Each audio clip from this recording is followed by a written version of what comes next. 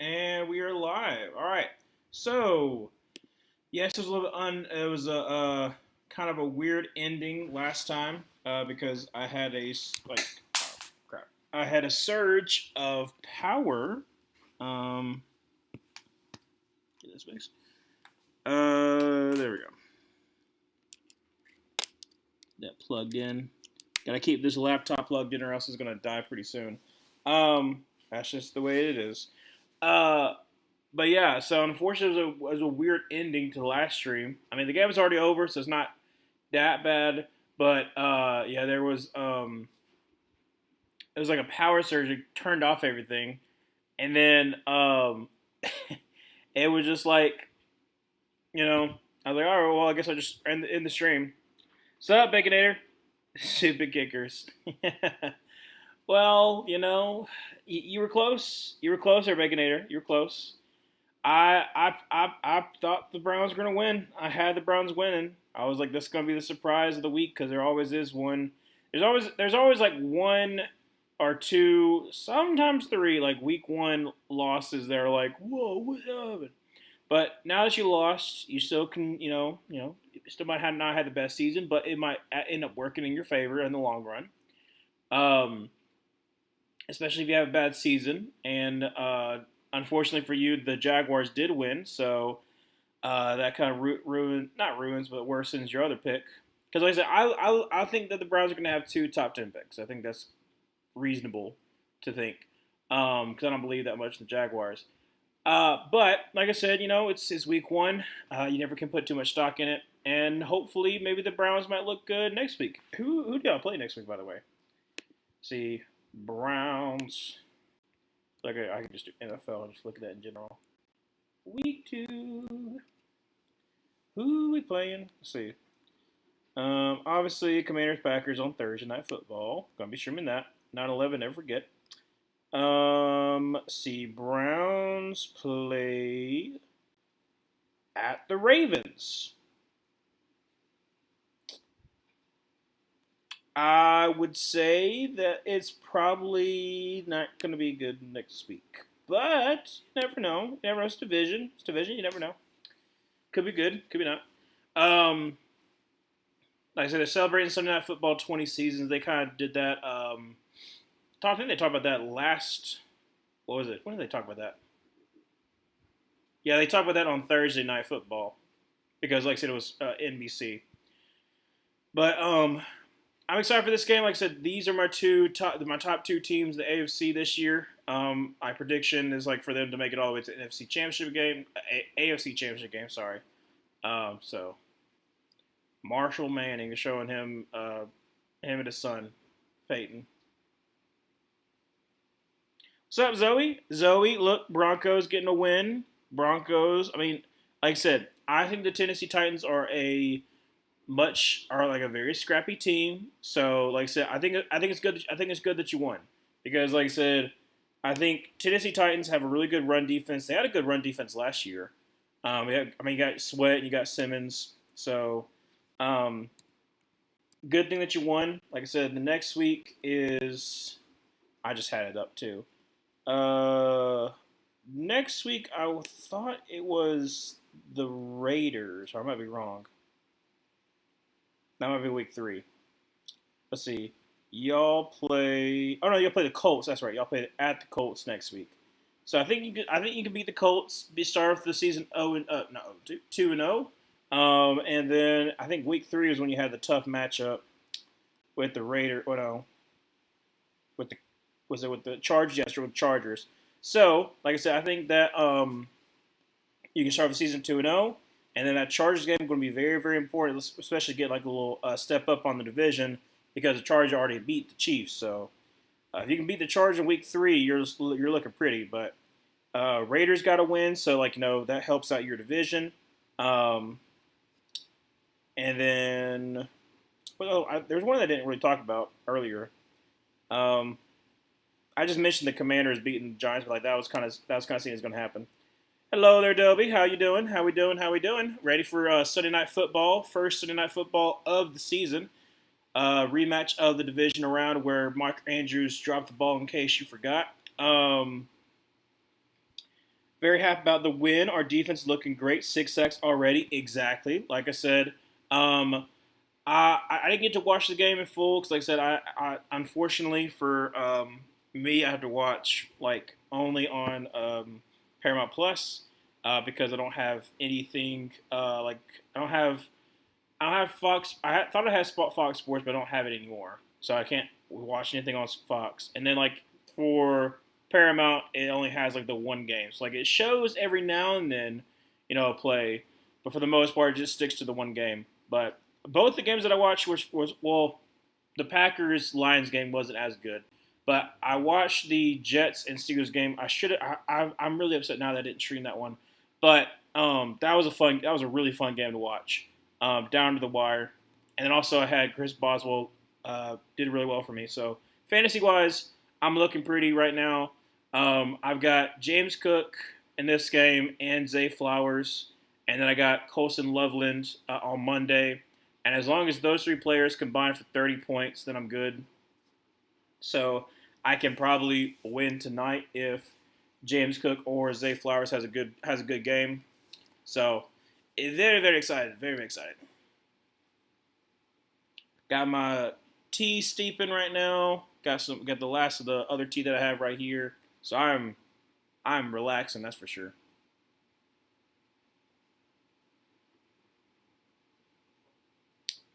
Great start to the week so far. Great start to the week. So the Bills are going to start off with the ball. Tyler Loop on to boot this ball away. The new kicker for the Ravens after he who shall not be named was cut. And we're underway. And it's going to be returned at about the 7-yard line, up to the 20, up to the 25, up to the 30, 35, 40, 45, and then out at about the 49-yard line with a nice little shove by the kicker. And the Bills are going to start off in great field position. Let's freaking go. All right, Josh Allen, going to get this, obviously going to get a start, but first down 10 from the 40, is it the 49-yard line, or are they going to give him the 50-yard line? Looks like they're going to give him right at the 50. So first down 10 at the 50-yard line for the Buffalo Bills. One of the highlights for me was our defense pushing the Titans back out of field goal range. Exactly. Like I said, your defense is going to be able to carry you, especially if like your offense kind of struggles early in the game. Quick strike that's going to be to the tight end to Don Kincaid, and that's going to be Dawson Knox. Sorry, for about a 7-yard gain. That's going to be second down and 3. So nice completion to Dawson Knox by Josh Allen, the reigning MVP. So like I said, I don't think I did my MVP predictions this year. No, I didn't do it. Oh well, it's all right. Well, I'll talk about like mid-season, like who I think is going to win it. All right, so second down 2. So actually, it's about 2.5. Josh Allen under center. Going to send tight end in motion. Going to be hand off to James Cook, who's going to cut inside, going to get the first down, gain about 3 yards there. This will be a first down and 10 for the Buffalo Bills. 14 minutes left to go in the first. Like I said, James Cook, just give me, like a rushing touchdown and about 4 catches or something like that, and I'll be good. Or you could just go completely off, and I'll be fine with that too. As Josh Allen under center, James Cook in the backfield. Actually, no, now they're going to make it a shotgun formation. James Cook to his left. Going to send 14 in motion, bringing a blitz. Josh Allen's going to try the left side, and is going to get about 3 yards. 2 or 3 yards. Looks like about 2. So second down 8. I love Travis Jones so much. Travis Jones is he's been in training, nose tackle for the Baltimore Ravens. He was from UConn about either 2 or 3 years ago, and I wanted him really really bad. But he's been really good for the Baltimore Ravens so far. So going to send number 14 in motion. Josh Allen in shotgun formation, moves James Cook over to his right. Drops back to pass, and searching, goes down the field, and it's going to be almost picked off by Malachi Starks. Would have been his first one of his young career. Absolutely love Malachi Starks out of Georgia. Great pairing with him and Kyle Hamilton. a little bit too high for Josh Allen. He tried to get it to Shakir, and like I said, Shakir is only like maybe 5'11", if that, and a little bit too high. So it's going to be 3rd down and 8 for the Buffalo Bills. What kind of music does everyone like? Ooh, I have to think about that. And that is going to be encroachment. Yeah, offsides. Mavidike. So that's going to make it 3rd down and 3.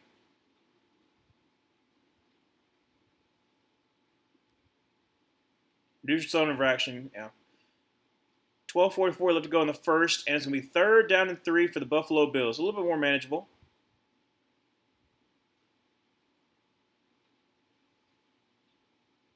When we get to like a TV time, I'll answer your question there, Baconator. Because it depends on what mood I'm in.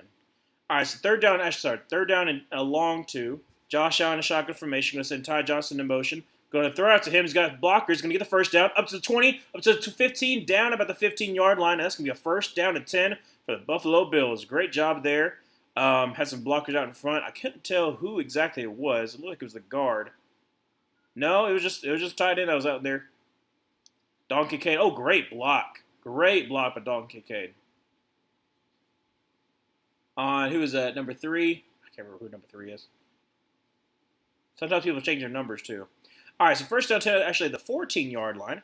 Josh Allen in shotgun formation. Ty Johnson's going to come into motion over to the left. Now in the backfield. Going to be a play action pass. And it's going to be a dump off number 22. He's got some blockers and is going to get back to the line of scrimmage. Great play there by Ty Simpson. And it's going to be 2nd down and 10. So classic rock for you, Baconator. Okay. Oh, talking about Cleveland. Rock and Roll Hall of Fame. Absolutely outstanding museum. If you like if museums are your thing. I went for one of the stops for my senior trip, and that was amazing. But yeah, Rock and Roll Hall of Fame. So classic rock depends. I like sometimes I like some soft rock. You like some Pages. Love me some Pages. 2nd down and 11. Josh Allen drops back to pass. He's got time, throws across the middle, and that's going to be for a touchdown to Don Kincaid. And with 11:19 left to go in the first quarter, the Buffalo Bills strike first. I also like, it depends, it depends on mood, but 60-70 Soul, either Temptations, Four Tops, Stylistics. I did that in one of my, one of the episodes with the Philadelphia Eagles. Obviously, Marvin Gaye. Then you go in 80s, 90s '80s and '90s R&B. So you have Michael Jackson, who's also with the '60s and '70s with the Jackson 5 and Jacksons. Then he goes solo, and he has his hits. Snap is good and it's up and good, so it's gonna be 7-0. Going to go to commercial break. Also New Edition. Then you get in the 2000s. That's kind of like nostalgia for me because that's when I grew up. So it kind of depends. Like I said, it depends on my mood, but sometimes I like the club hits. I like the club hits of the 2000s. There's a lot of them. And then more recently, like I said, my top 3 right now are Teddy Swims, who, like I said, I got to see August 15th in concert. That was awesome. And the other 2 that I want to see in concert, but they never come to the South, and it stinks, is Sam Henshaw and Michael Kiwanuka. And both of them are from the UK. Both of them are more, so Sam Henshaw is more like a soulful, kind of like, kind of like Leon Bridges in the kind of same exact way. He doesn't really play instrument, but in that same kind of way. And then especially Sam Henshaw's earlier albums is very much kind of the same exact thing, but the same kind of vibe. And then Mike Kiwanuka, absolutely insane guitarist. Love Michael Kiwanuka. He started out as used to play guitar, a backup guitar for Adele, and then kind of broke off. And then Cold Little Heart was the big ones. That was in 2016. So I say new, but it's not really new. And then he has some other ones that started to hit. Hero has been playing a couple of shows that I've watched. And then Solid Ground was for Roma, which was in, when was that? When was Roma? Roma was a Oscar movie in, I want to say 2021, I think. I think that's right. But like I said, Michael Kiwanuka, love him too. And then like I said, it just really depends. It depends on my mood. If I, sometimes I get a little into a country mood, so it can go anywhere from 60s, 70s country to 80s, 90s country, or 2000s. There's very little like 2010s country that I'll listen to, unless it's like like the outlaw country, like Chris Stapleton or whatnot. I mean, Zach Brown Band, grew up with Zach Brown Band a lot. Um, I have just like a lot of different likes, so I'm trying to go like to like the main ones. But Vandy is 2-0. SEC shorts will be good tomorrow for sure. Like I said, um, SEC. I like what they did for week one. For week one, I like what they did, especially like the Auburn jokes they had, and then also like at the very end, the Tennessee, like just watching Nico play absolutely horrid. That was nice. That was a nice little touch too. But SEC shorts did good, and then I also like I like Matt Mitchell's SEC roll call. So both of them did pretty good. But yeah, I think if because Vandy plays, who do they play? They play somebody soon.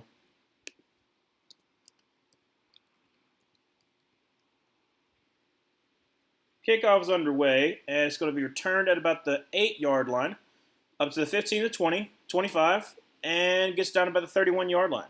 So, yes, so Vandy plays at South Carolina like next week. So, if Vandy wins next week, which I don't think they are, but if they win next week, then yes, it's going to be kind of crazy. I'm a bit over all the place with my music taste. Exactly like I said, I guess it kind of depends on like the mood.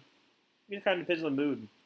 Um, but for me too, it's also because like I get a lot of my music tape from like also my family, and my family's also all over the place too. Hand off to Derrick Henry, who's got some a little bit of a hole when he's going to get up all the way to about the third. That's a terrible spot. He got like 2 more yards than that. Anyway, so that won't give him about 5 yards, but he had more yards than that. So second down and 5.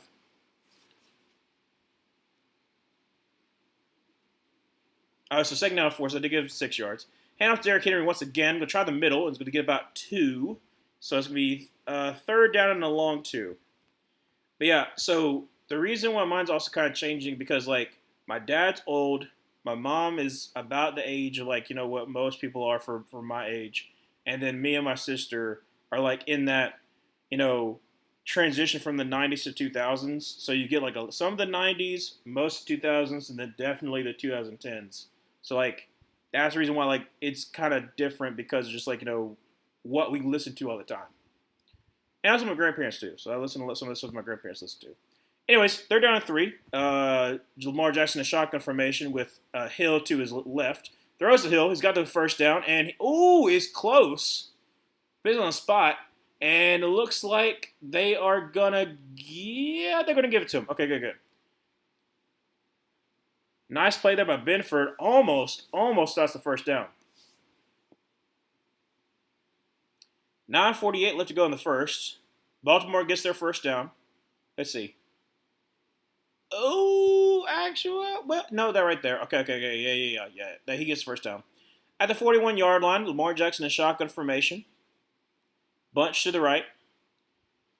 Going to be Rashad Bateman into motion.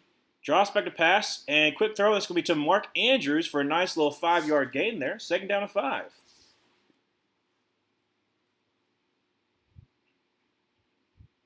Said with Isaiah likely out for, I'm trying to remember exactly how long he's out for. I think he's out for the next 3 or 4 weeks.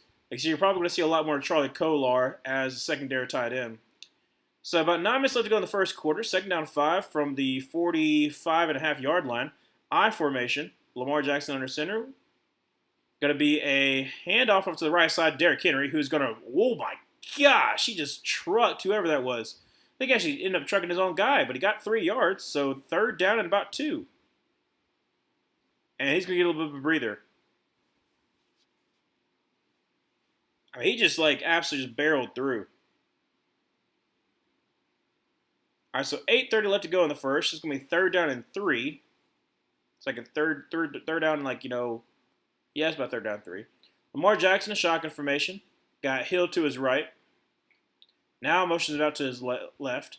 Going to be a hand, actually a keeper. He's got blockers going to the first down, up to the 50, up to the 45, up to the 40, and he just kind of lays down. And it's going to be actually up to the 41-yard line. Lamar Jackson picks it up. And like I said, doesn't take a good hit, so that's good on him. I said Lamar has done a really good job in his career of making sure that he does not have a lot of the big hits. That's what I respect. I respect, like, making sure that your body's healthy, but also that you're kind of avoiding a lot of like the hits that are going to like lessen your impact down the road. So at the 41-yard line, Lamar Jackson under center. Going to have Derrick Henry in the backfield. And going to be a play action pass. He's got time. He's going to dump it off to Derrick Henry. He's up to the 35. And he's going to be at the 28-yard line. First down 10 for the Baltimore Ravens. 7:25. Let's go in the first. I miss the days of college Derrick Henry. Well, yeah. Oh, that's right, because Bacon, you're an Alabama fan. I mean, that's been a while. It's been a while. 2015, over 10 years ago. Well, at 10 years ago. So 7 minutes left to go in the first quarter. I formation, Lamar Jackson under center. And Ed Oliver is offside, so that should have been called, but it's not. Hand off to Hill is only being about 2, but Ed Oliver was kind of clearly offside. They did call it, but it's going to be a gain of 2 yards, second down and 8. Like his whole entire helmet was over the line.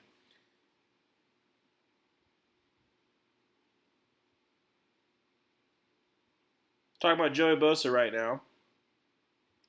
Like I said, I hope it works out for the Buffalo Bills with him. All right, so Benford better back up a little bit. There we go. All right, so second down 8 from the 26-yard line. Lamar Jackson drops back to pass, gets some pressure, trying to avoid the sack, and is going to get sacked by Gregory Rousseau. However, there is a flag, and it looks like there's a possibility they could be on the Buffalo Bills for a defensive holding. Either that or pass interference. One of the two. Because it was like it's about 3 yards past the line of scrimmage. So let's see here. Holding, yep. Kind of figured that was the case. So holding on, who they call it on? Who's 43? Oh, is that Strong? Oh man, I love Strong for Virginia Tech. Let's see here. On Zay Flowers. Flowers kinds of sell it, but yeah. Flowers definitely sells it, but yeah, Strong's got to do better. All right, so first down 10 from the 22-yard line. Lamar Jackson under center with Hill in the background. Now I switch to shotgun formation. Play clock's at 2. Barely gets it off.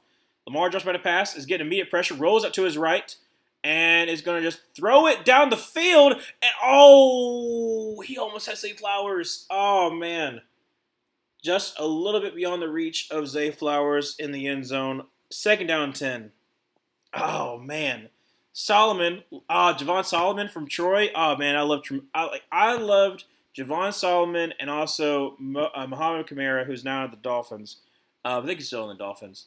Coming out. And then there he is, getting the pressure. Ah, man. I love Javon Solomon. He's got his hand up, too, to kind of I'm going to block it. He's short for defensive end standards, but second down 10. Lamar Jackson in shotgun formation. Going to be handoff to Zay Flowers. Got some blockers. Cuts in. 15 down to the 14-yard line. So make it third down and 2. Good job, Zay Flowers. Third down 2. 5:20 left to go in the first. Cole Bishop with this tackle. From, Utah? Pretty sure Utah.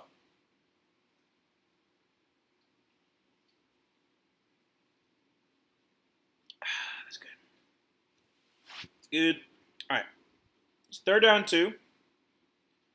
Lamar Jackson under center. And that's going to be a false start. So the Ravens are pointing at the fact that, yes, false start. The Ravens are pointing at the fact that they believe the Bills got across the line to cause the movement. But, yeah, it kind of seemed like Rosengard kind of stepped forward. So it's going to be, instead of being third down 2, it's third down 7.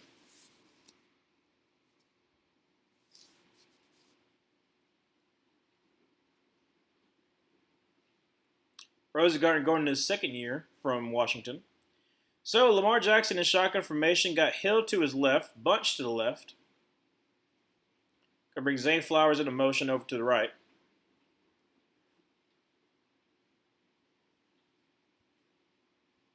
Lamar drops back to pass.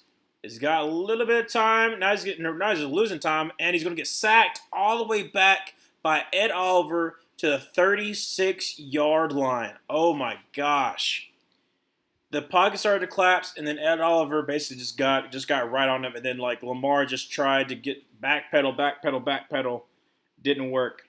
So him moving on, Tyler Linderbaum. Let's see what happens here. So he's on him. Oh well, no, it's really a Falale. So it's a nicely done twist, and it basically puts Ed Oliver off of Tyler Linderbaum and onto Falale, and Falale just can't handle it. So first test for Tyler Loop is going to be a 52-yard field goal, and snap, hold, kick is up, and kick is it sails in. It was on the trajectory of going right by, and it was like the very last second. So it is 7-3, Bills lead, and great sack by Ed Oliver to push them almost out of field goal range. If the song slaps, it slaps. To be honest, I'm a fan of jazz, rock, soul, R&B, pop, folk every now and then. I can get some like the Oh Hellos. Love these Oh Hellos. Hip hop, disco. Oh, ambient. Is ambient? What would be like an artist like ambient? Would you say? Alternative, instrumental. I like at least something from most genres. To be honest, I somehow got Derrick Henry in the second of my fantasy league. I'm not a fan of the elderly, but if he's still strong enough to stiff arm me, I trust him to rush for 1,300 yards at least. I mean, yeah, I would be. I mean, honestly, I would not be surprised if Derrick Henry still hit 1,300 yards. I mean, like, okay, we got 17 games. If he doesn't get hurt, then I mean, what's that? I'm trying to think off the top of my head, but that's like what, about 70 something. Let's see, 1,300 divided by 17. Is that 78? 70. Oh, I was so close. 76. Let's freaking go. I was really close. So, I mean, yeah, if you get like 76 yards per game, and then like sometimes you're going to go against like pretty awful teams. So, yeah, you know, I could see Derrick Henry hitting that 1,300. I really think that Derrick Henry can hit 1,500. I don't know if he's going to be as good as he was last year. But I can see 1,500. All hail the king. All hail the king, baby. Yeah. Oh, okay. So here. So speaking of king. So you know how I'm a teacher, teaching civics, and in this unit we're talking about forms of government, and so we're talking about monarchy, and talking about king or queen. And so I asked the kids, I was like, all right, well, what is like king or queen that you know? Because like we talked about Queen Elizabeth and like before she had died. And then one of them said King James. And I'm like, well, no. I was like, he's not a king. And they're like, yes, he is. And I'm like, no, he's not. He's not a king. He's like, he's the king of basketball. And I'm like, he's definitely not the king of basketball.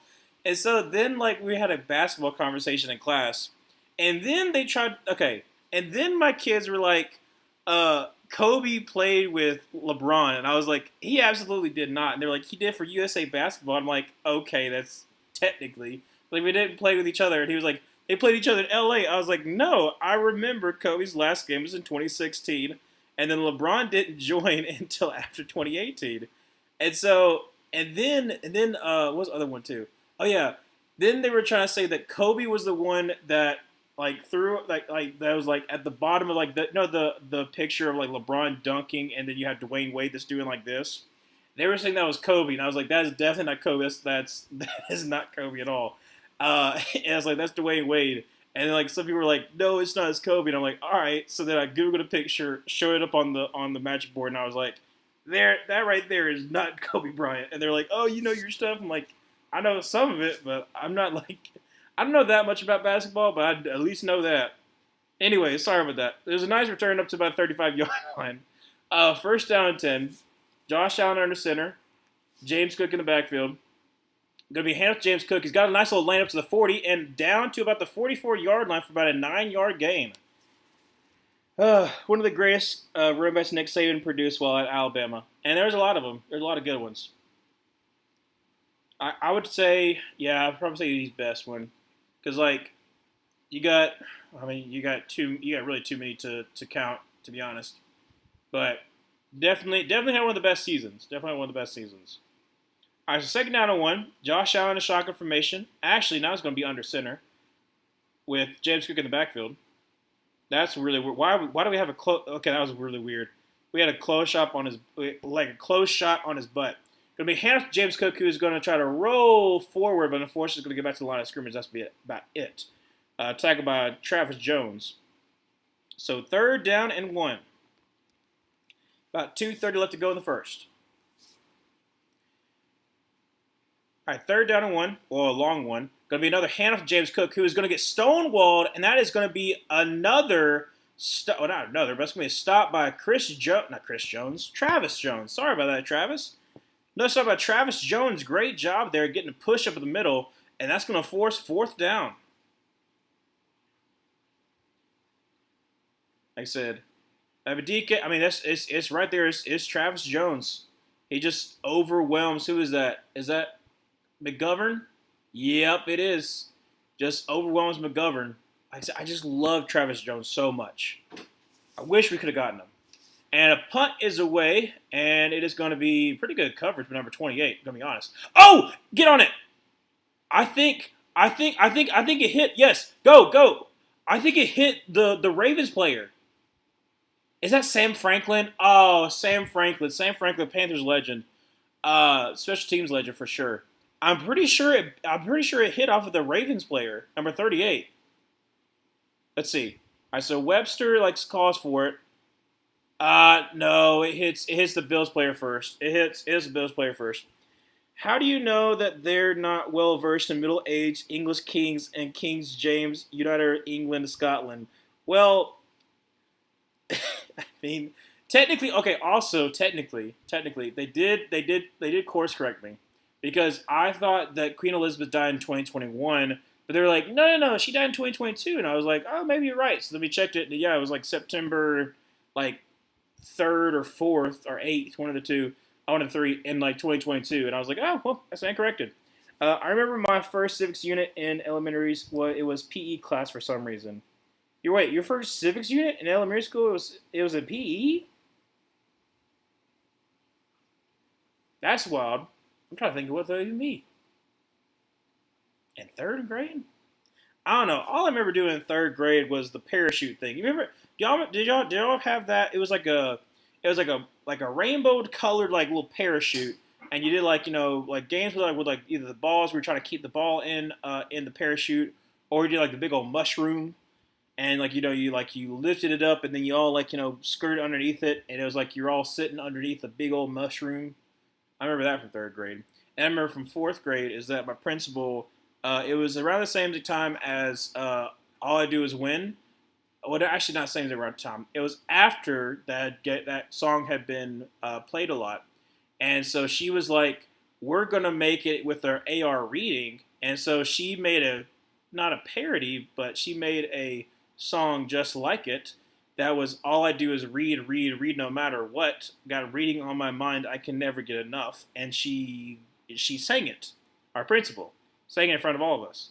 And it was one of the most cringe-inducing things I've ever been a part of. I remember that from elementary school. Okay. I was in English class, ironically, when my class all found out old Lizzie kicked the can. Parachute day was the best. Yes, it was. Parachute day was the best. That and then the fitness gram pacer test. I don't know why. I mean, I like I said, I have a lot of stamina, and so even though I was still big then, and then I slimmed up in middle school and high school, and then got big again for lineman, and then slimmed up again senior year. But even though I was big, I had a lot of endurance, and I would always finish top 5 in the fitness gram pacer test for running those little pacers. Um, and which is kind of crazy to look back at it because, like I said, there's people who are definitely faster than me. Um, and then I was just okay with sit ups and push ups. But back in the day, wasn't I was deceptively fast. That's what a lot of people describe me as, is that I was deceptively fast. But all right, so first down 10 for the 15-yard line. Lamar Jackson, our center. Derrick Henry in the backfield. Going to be a handoff to Derrick Henry, who is going to get up to the 20, up to the 25, and down by the 26-yard line. Great run for a first down for the Baltimore Ravens. 1:30 left to go in the first. Still 7-3. But yeah, no. What was the other one too? Oh, and then we had to have a little conversation. We didn't have a conversation, but they wanted to have a conversation with me, asking me, uh, did I think that Kobe or LeBron was better? And so had to stop class a little bit for that. But that was, like I said, we were just it was a very simple day that day, so I didn't really mind it. All it was like a taking notes kind of day. Anyways, first down 10 for the 26-yard line. Lamar Jackson avoids the pressure, throws down the field, and that's going to be caught by Zay Flowers. Let's freaking go. Yes. Okay, up to about the 47? No, about the 46-yard line. So nice gain there up to the 46-yard line. 45-6 left to go in the first quarter. Still 7-3, and Baltimore is driving. Bless the hearts of the teachers that have to deal with a bunch of unruly, sweaty elementary schoolers. Well, yeah. So I have in my classroom, I have like a small little like deodorant can just in case, like especially like if they start running and PE, if they need to like do a quick little spray. Every now and then, some of the kids are like, hey, Mr. Green, can I get the spray? I was like, yeah, no problem, you can get the spray. But cause like that's like they're seventh graders, so like they're definitely sometimes can be very stinky, especially as the season progresses. All right, so that's the end of the first quarter after that 2-yard gain. So when we come back, it'll be second down and 8, still 7-3. But yeah, I do love my kids. I don't let them know my age though, because they constantly ask me. They ask me what my age is, and then they guess my age is, and it ranges anywhere from like 28, 27 to 43. It usually it usually ranges like that. Trying to figure out what my age is. And then they want to ask where I'm from, and I'm like, no, I'd probably rather not. Um, and then oh no, there was one of one of my students was like, wait, you told us you don't have a wife, right? I was like, yeah. They're like, and you say you don't have no kids, right? I was like, yeah. They're like, are you okay? And I was like, yes. And they're like, you just seem lonely. And I was like, okay. I was like, let's move on from that. I was like, that is one thing I don't know if I appreciate, but it's something that you notice about seventh graders. Even if they don't really mean to be rude, sometimes they can be. But like, it's just the brutal honesty that was hilarious. I was just like, all right. it was kind of funny because it was like he was like legitimately worried. I'm like, no, I'm good. I don't worry. But it was funny when it happened in class. It was my first period, and they're like, it's like only like 13 kids in there, so it's very very chill. It's very chill in the morning kind of vibe. Do they know it's your first year teaching because that changed the impact of age guessing? Yes, and they still guess that I'm 43 years old. That's the thing that baffles me is like even though I've told them because like they asked at the very beginning of class, and then they asked like 2 weeks later, and they actually asked this week too. Um, they're like, "Is this your first class?" I'm like, "Yeah, I've told you multiple times in first class," and they still guess that. So I guess they, and then there's been some people asking my age, and then when I tell them, I'll be like, "Yeah, I'm 102. Spent 40 years in the force." And then I said that like, and like one of the students thought I was like being for real, and they're like, "Wait, so like you served like did you serve like in the army? Cause like, do you know this person?" And I was like, "Nah, I don't know that person. Didn't serve with them." And I was like, they're like, "Did you serve in the Vietnam War?" I'm like, "No," but I don't know. It's kind of funny in a way because like some of them like legitimately think that like that me saying that I've spent 40 years in the force is for real, which is hilarious. But anyways, back to the game. Uh, Still 7-3, second down and 8 from about the 48-yard line. Lamar Jackson steps in the pocket, throws, and that's going to be to Rashad Bateman, who gets up to about the 48-yard line. A nice gain there, about 5 yards. Going to be third down and about 4. Where do you teach? Where do I teach? I teach in Alabama. I tried to say like where I am right now, but I teach in Alabama. It's probably the beard. It is probably the beard. And then I get confused with the band teacher because we're both large individuals. We both came in at the same time too. He's a nice dude. He's a nice dude too. I like him. All right, third down and 3. Lamar Jackson in shotgun formation. Going to be a keeper, and he's got their edge. Going to get the first down up to the 40, up to the 35, down to about the 30-yard line. Steps out of bounds about the 29-yard line. Nice gain there by Lamar Jackson. That's going to be a first down for the Ravens. About 14:05 to go in the second. Yeah, like I said, I'll tell people I'm in Alabama because, like I said, that's one of the things like I wanted to make sure that I did is stay in Alabama. But I realized after all the time that I've said like I was in Auburn, I was like I probably shouldn't tell people as much where exactly I am, because if I do get big, then like which I'm hoping so, then like there are some interesting fans you might meet. Great run, but Derrick Henry stiff arms the man. He's going to run to the end zone. Oh my gosh, Derrick Henry stiff arming gentleman into the ground, and that was. Who was that got stiff armed? Somebody got absolutely just obliterated, and someone threw a bottle onto the field. Okay, who did he take? Oh, I think he took Strong. No, not Strong. Please don't let it be Strong that he took the life of. Let's see. No. Oh, it's Cole Bishop. Oh, Cole Bishop got absolutely just destroyed. So, Emmanuel, you got Derrick Henry yeah, he had no chance. No chance whatsoever. And loop on for the extra point to make it a 10-7 game. Kick is up. Kick is good. So 10-7, 13:35 left going to the second quarter. Going to go to commercial break. Yeah, but our PE civics class we were learning about the structure of the U.S. government. So the teachers taped up signs on the parts of the wall with padding. Oh, okay. Yeah, so like right now, because I don't remember exactly what we learned in third grade, but like we have a unit that's specializing in that. Like so that's let's see. Right now, like so we're doing types of government, and then unit 4 or 5 is the budget one. I'm trying to think off the top of my head. Like I said, we'll be teaching stuff that's new next year. So like I'm trying. It's not like I'm not trying to remember it, but like I know at the end of the day, like I'm not going to be using it as much. So I'm not trying to remember what each unit is. I'm just kind of taking each unit at a time. But we do have like one unit that's coming up soon does local, state, and then national government. Kind of talks about the different branches and like what different roles are. So I think that's unit 3. So I think that's the next one. That's the next unit we're talking about. But a bottle thrown. There is a Tennessee fan out there. Absolutely, there should be a Tennessee fan. Well, let's see. Was it a bottle or was it a mustard bottle?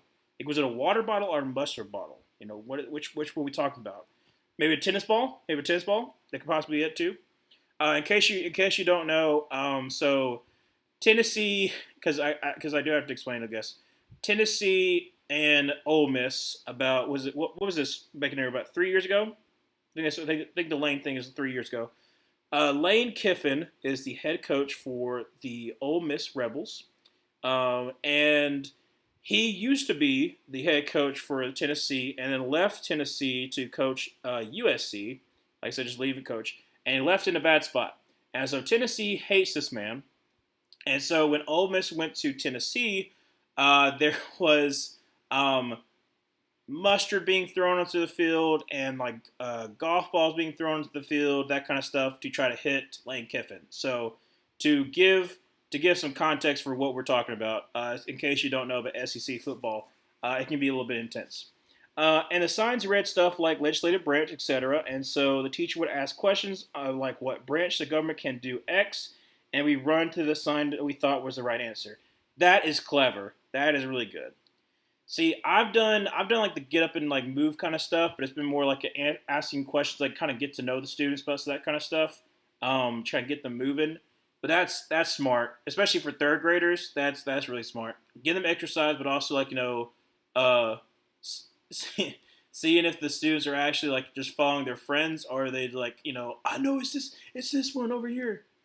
Going to be returned about the 2 yard line, up to the 10, up to the 15, up to the 20, cuts back, and actually going to get about the 24 yard line. And that's where the Bills are going to start off the second quarter.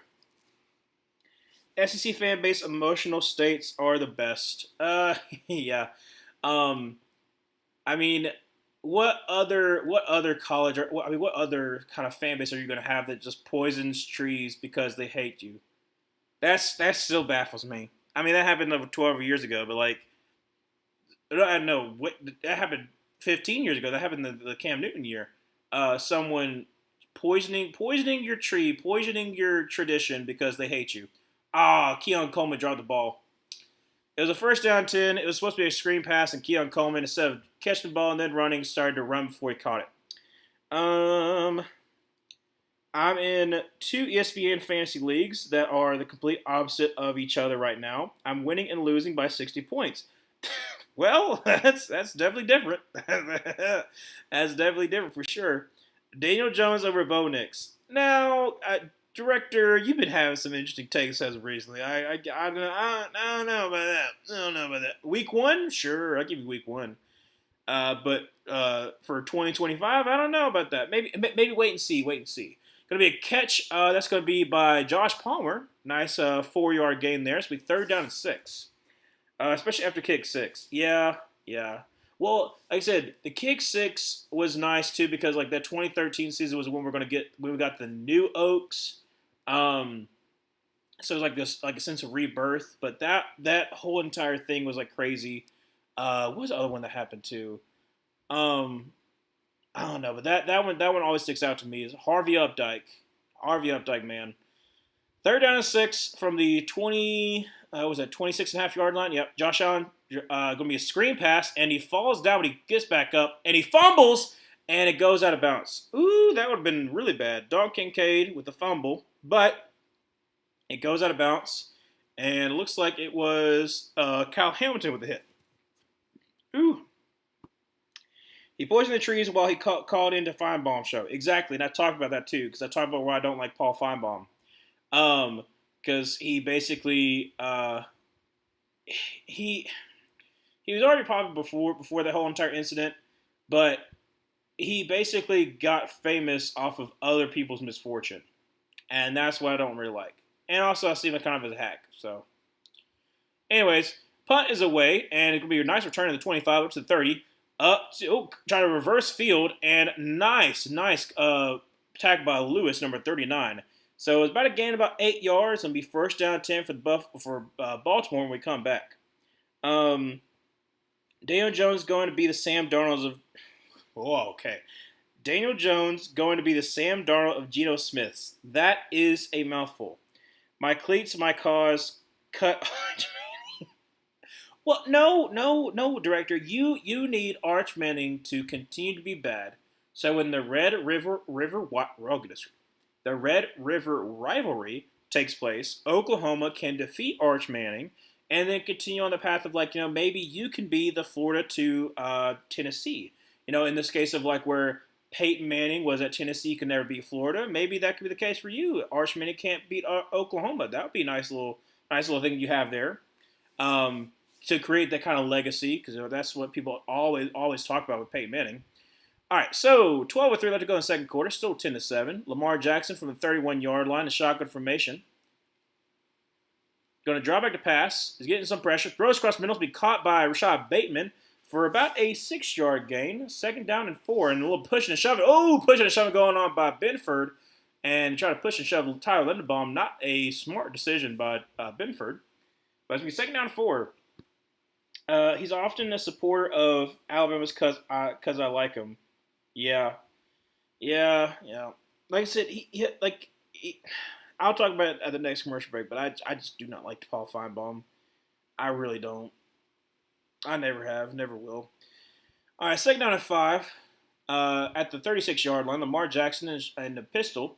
Going to be a handoff to Derrick Henry, who breaks through, get the 45, up to the 50, up to the 45 40, 35 30, 25, trying to outlast and get down to the 12-yard line. Derrick Henry's having a great game, tackled by Strong, and without him, that would have been gone. Derrick Henry, have yourself a day. I mean, great blocking right here. I mean, you see Falele and you see Rosengarten right there. Got a great block off of, and also with Tyler Linderbaum. Breaks the first tackle. Bad angle by Milano, and then it's Bosa and Strong. They're kind of running after him. I mean, he's like, even though he's 31, he's still got that burst. He's still got the long strides. And so Strong is fast too. Strong is like 4'3", and he's like basically Henry was like keeping up with him. So from the 15-yard line, handoff. That's going to be to number 26. Who is 26? I don't know who is 26. I was expecting Keaton Mitchell, so I have no idea who this is. Ali. Wait, who is this? Who is this? Who are you? Ravens. Ali. Rasheen Ali from Marshall. Oh, okay. Going to be a keeper by Lamar, who just basically just waltzes in the end zone for a touchdown, and that's going to make it 16-7, 9:47 left to go in the second quarter. Ravens are putting on a little bit. I picked the Ravens to win.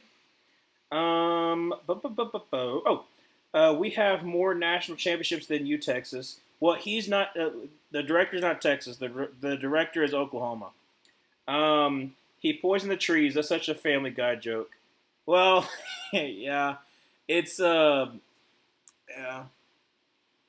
it's I don't know. It's also kind of weird trying to explain like certain traditions to people who aren't familiar with it. So Auburn has a tradition that I don't remember exactly when it started, but like it was still like when ticker tape was like a thing. So like they like print off like the scores. And so what Auburn used to do in Toomer's Corner was that after Auburn would win, they would throw the ticker tape onto the the poles. And then eventually it got to be where it was on the trees. And the trees, like, it were historic trees that had been there for forever.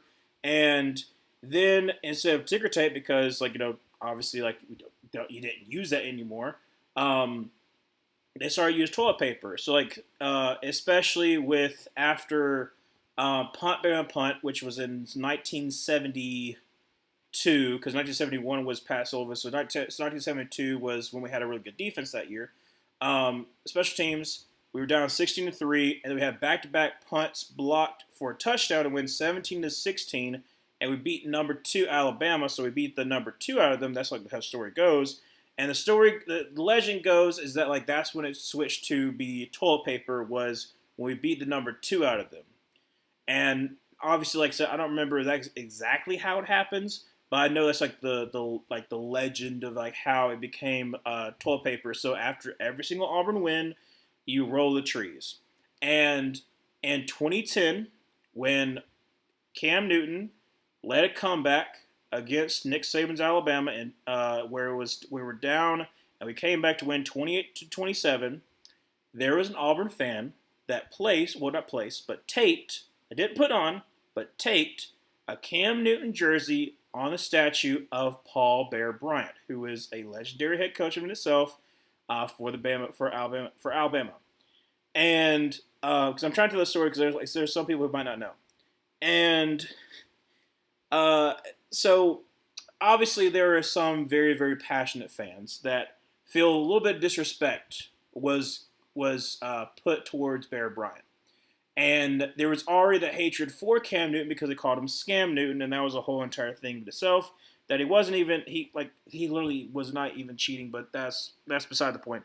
But that was a huge story, especially during the Iron Bowl, because they were playing go on, take the money and run in the stadium while I was warming up and other stuff like that. Son of a preacher man, because he is the son of a preacher man as well. So they were also being disrespectful too.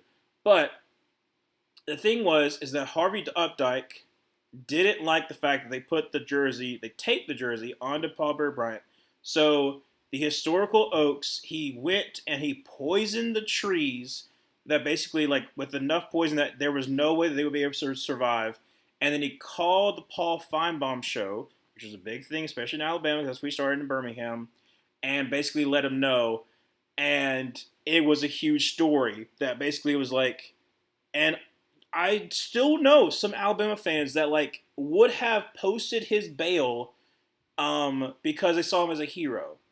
So when we talk about how the Iron Bowl can be interesting, especially because this be a heated rivalry, that's what we mean. People poisoning trees to get back at somebody putting a jersey on a statue to show you the craziness of college football. That's it right there.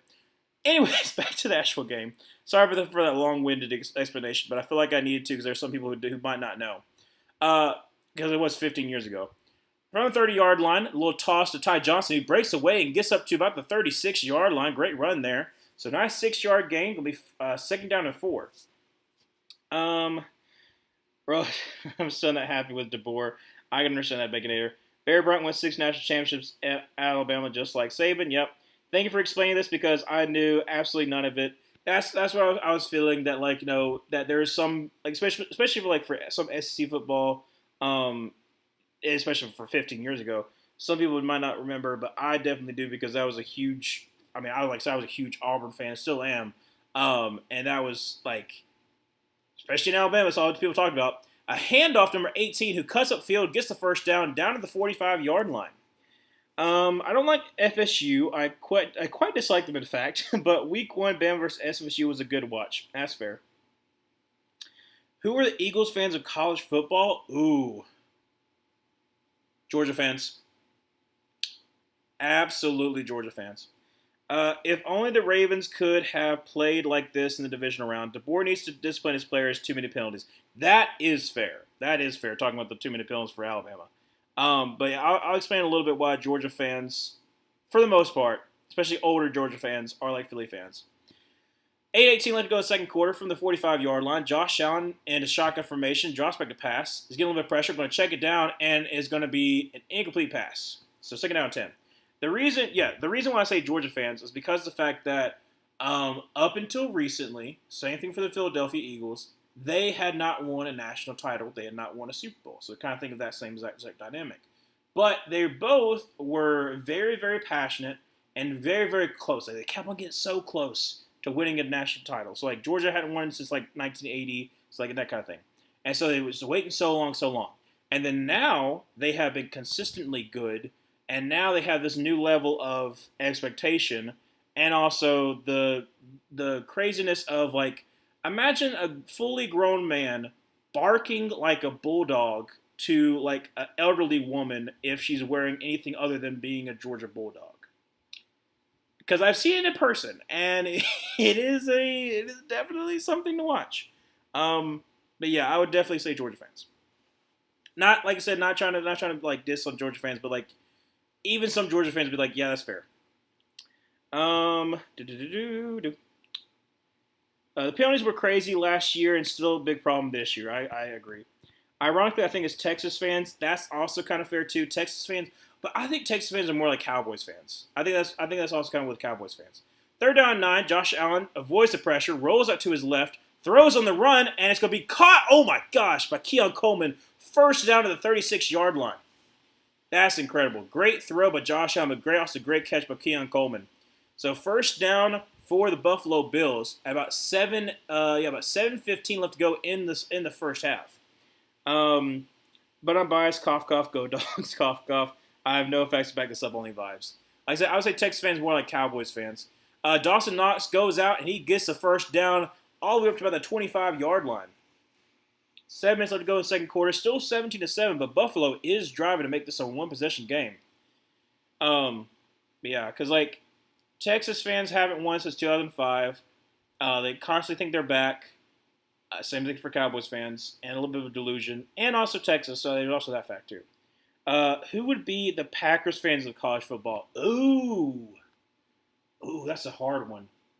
Let me think about that one. That's a little bit of a hard one. All right, so first down 10 for the 25-yard line. Going to be a toss to James Cook, who's going to get the right side, going to get up to the 20, break a tackle, get down about the 17-yard line. Oh, actually, what I say? No, I want to say Nebraska, but I think that's I don't know about Nebraska because like Nebraska hasn't been well they've been not really been relevant, so I want to say Nebraska. I don't know. That's a good one. Florida's, Texas, Georgia's, Ole Miss's, and a few others head coaches all were coordinators under Nick Saban. I still have that, and Alabama. True. Like I said, you still have the national titles. Can't take that away from you. Hand off James Cook, who's going to get back to the line of scrimmage. That'd be about it. So third down and 3. Who would be the Green Bay Packers of college football? Let's see. Who haven't won a national title in a while? Also could be kind of uh, part of me wants to say no. Part of me wants to say Florida, but then W would be upset about that one, so I'm not gonna say Florida. Uh, I don't know. I'd think about that one. Handoff to Shakir. He's gonna get the first down. I'm gonna cut up and get to the 12-yard line. Great job by Khalil Shakir. That's gonna be first down 10 from the 12. 4:57 left to go in the second quarter. See. Okay, who's got Oklahoma because they are both quarterback paradises. Oklahoma's fair because the last time y'all won the last time y'all won was 2000, and you have a long history. And that's fair too. You had a lot of good quarterbacks that you couldn't win it. You couldn't win it all with. That's fair. Oklahoma because it also has kind of like Oklahoma vibes, like a lot of history, a lot of up there with like most national titles. A way too deep of a throw for Josh Allen to make it second down 10, 2:24 left to go in the second quarter. Yeah, that's fair. Because like I said, you also have a heated rivalry with Texas. So if we just say Texas and Dallas Cowboys, that's also fair. Um, you have the history. You have the quarterback play. Yeah. I'll take the director. Director, Oklahoma is the Green Bay Packers of college football. I'll take that. All right, so second down 10 from the 12-yard line. Josh Allen in shotgun formation with James Cook to his left. Motions him out. And you got to hurry up, though. And it's going to be a handoff James Cook, who's got some blockers. Get up to the 10, down to the 9. So it'll be third down, about 7. Oklahoma has quarterback experience, a lot of individual success, Heisman's, and no team six to show for it. I agree. Like I said, Oklahoma makes sense. Oklahoma's good. That's like I said, it makes sense, director, because you're an Oklahoma fan. But yes, that's absolutely true. Absolutely. I think there's a couple of comparisons you can make for some college football teams and some NFL teams. Josh Allen in shotgun formation with Johnson now motioning him out to the right. Now motion back inside. Now motion Josh Palmer. You better hurry up. 2, 1. Barely get snap off. Josh Allen drops back, throws this to Khalil Shakir, who's going to be short of the first down. Gets about 4 yards. It's going to be fourth down. So with 3:30 remaining in the second quarter, and it's going to be fourth down and 4. And it looks like they're going to kick the field goal to make it a touchdown game. My computer is getting very, very hot.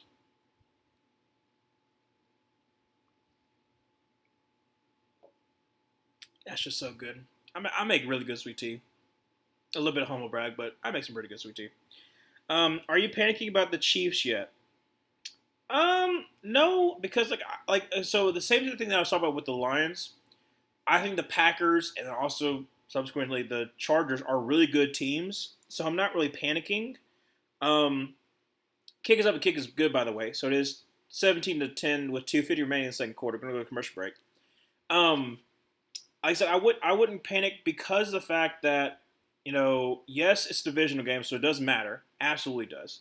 However, I mean, let's look at like who you have. Because if I remember correctly, the early schedule was not too bad. Because like I said, yeah. So you do have the Eagles next, which obviously, like I said, you don't want to start the season 0-2, but It's not the end of the world. I do think this is a chance for the Chiefs to not win their division, but it's not the end of the world. Then, so you got Eagles, you got Giants, Chiefs, Jaguars, Lions, Raiders, Commanders, Bills, Broncos. Ooh, actually, let me think about that. Like I said, you got some easy games sprinkled in there. Um, so it's still gonna be a hard fought battle, but like I wouldn't be like pushing the panic button just yet because you're still were in the game. You were down one of your best wide receivers in Isaiah Worthy, like literally after the first drive. You're already without Rasheed Rice, so you're already down two of your top, your top playmakers, and you're still like it's still the week one, so you never should overreact to week one, whether it be positive or negative. You never should overreact because oftentimes, you know, it just is not a good indicator for how this is going to go. I mean, you think about like the Saints last year, 2-0, blowing out both the Panthers and the Cowboys, and then bam, just like awful the rest of the year. Now injuries definitely didn't help, but like you really can't really know about your season until like close to like week 5.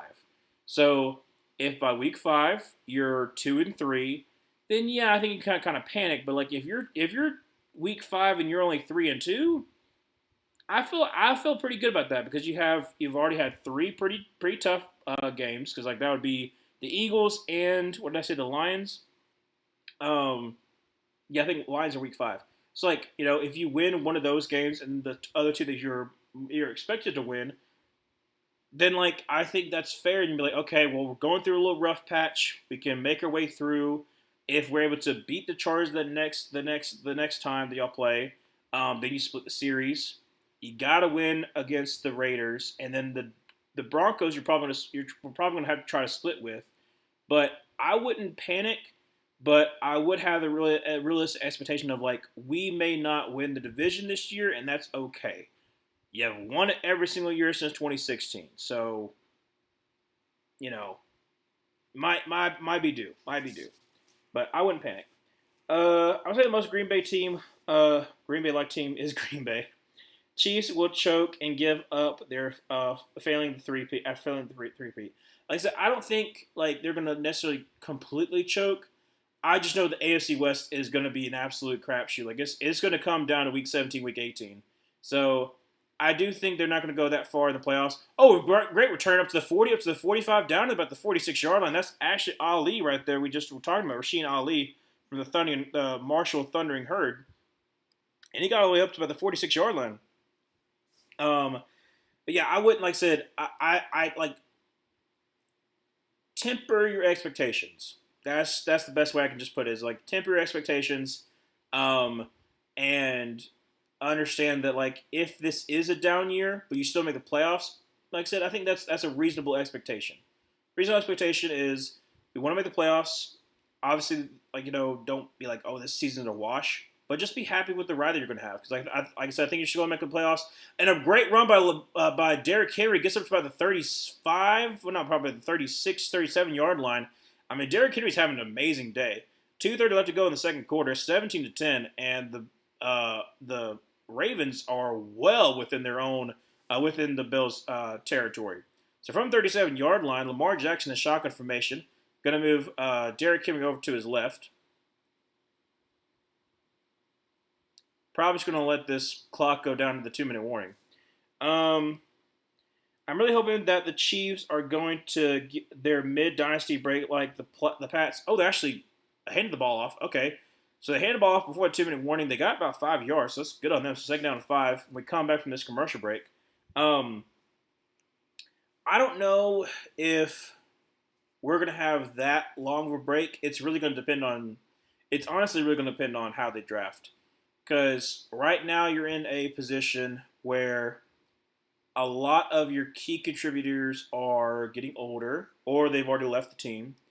Obviously, Chris Jones is still a menace, and he's probably going to be a menace for like the next 3 years. I could see him still being a menace at age 35.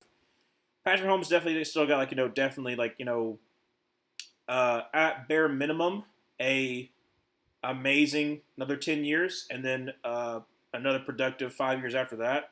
If he continues to have if he continues to kind of stay healthy, because he hasn't had a lot of injury problems or long sustained injury problems. There's been like some stuff that's been kind of scary. Um, you got to hope that your wide receivers kind of develop, especially like your young guys. Um, you got to hope that you have like the next, not the next Kelsey, but like you have a next contributor at tight end once Kelsey does retire. Um, your offensive line, I feel decent about because, like I said, you have three really good young players. You got to be able to find a replacement for Jawan Taylor eventually. Hopefully, Kingsley kind of like sets in at left guard. And then defensive wise, you really just need the edge rusher that you drafted to actually develop. And Karlaftis has done. They actually did well in the game.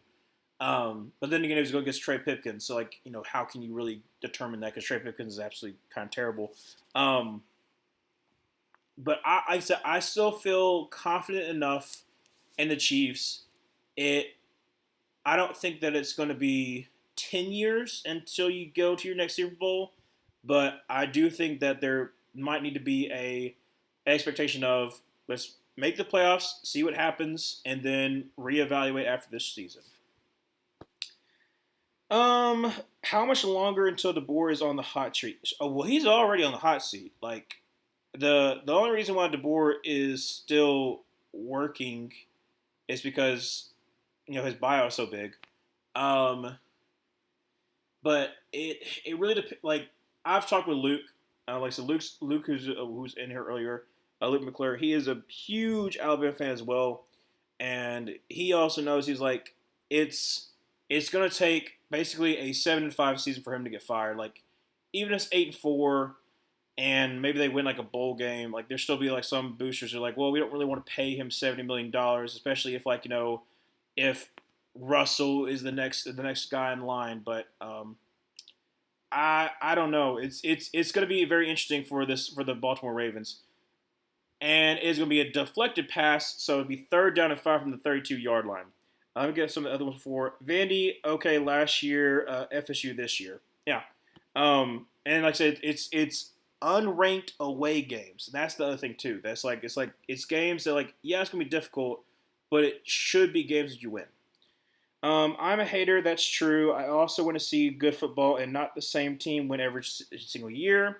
I've watched 3 Super Bowls and 3 teams in it. That's obviously fair. Like I said, I think that they're going to be. My prediction is they're going to be 2 different teams in the Super Bowl this year from where it was last year. I think the Chiefs one is more reasonable to understand. The Eagles one is a little bit harder because Eagles are still a really good team. But I think the NFC, I want to say the NFC overall has better teams, like as far as volume. But the AFC just has better quarterbacks, and it's not even close. It's legitimately not even close. As far as the number of really good, amazing quarterbacks the AFC has. Baconator, if the buyout was irrelevant, would you fire DeBoer right here, right now? Ooh, that's a good question, DeBoer. Oh, Baconator. All right, so 3rd down and 5 from the 32-yard line. Lamar Jackson in shotgun formation with Hill to his left. Going to send Zay Flowers in a motion. Going to be a throw to Zay Flowers. Oh, he caught it all the way down to the, what's it, 18? Nope, 17-yard line. Zay Flowers, the last little slide. It's going to be 1st down 10. 1:46 remaining in the second quarter. And was there a timeout called? I mean, he slid into that thing. He got it. That's a catch. That's a very difficult catch, and like Mark Andrews almost popped that thing out. Probably, yeah, I think that's fair. Yeah, DeBoer's definitely on the hot seat. All right, so Buffalo calls the first time, so that's the reason why the clock stopped. So 1:46, let's go second quarter. Buffalo's up by 7, 17-10, but they're on their own. They're on the Buffalo Bills 17-ish yard. Ooh, sorry, 17-ish yard line.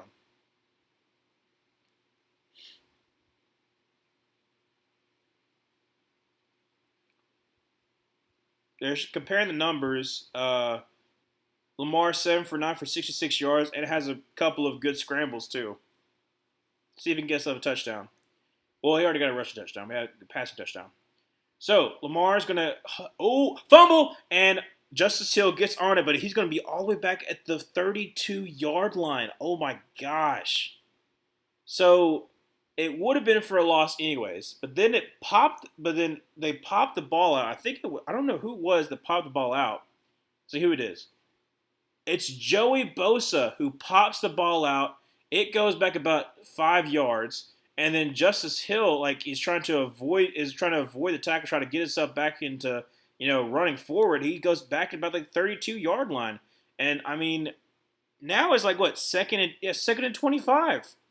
So second timeout by the Buffalo Bills, 1:38 left to go in the second quarter, and it's second and 25.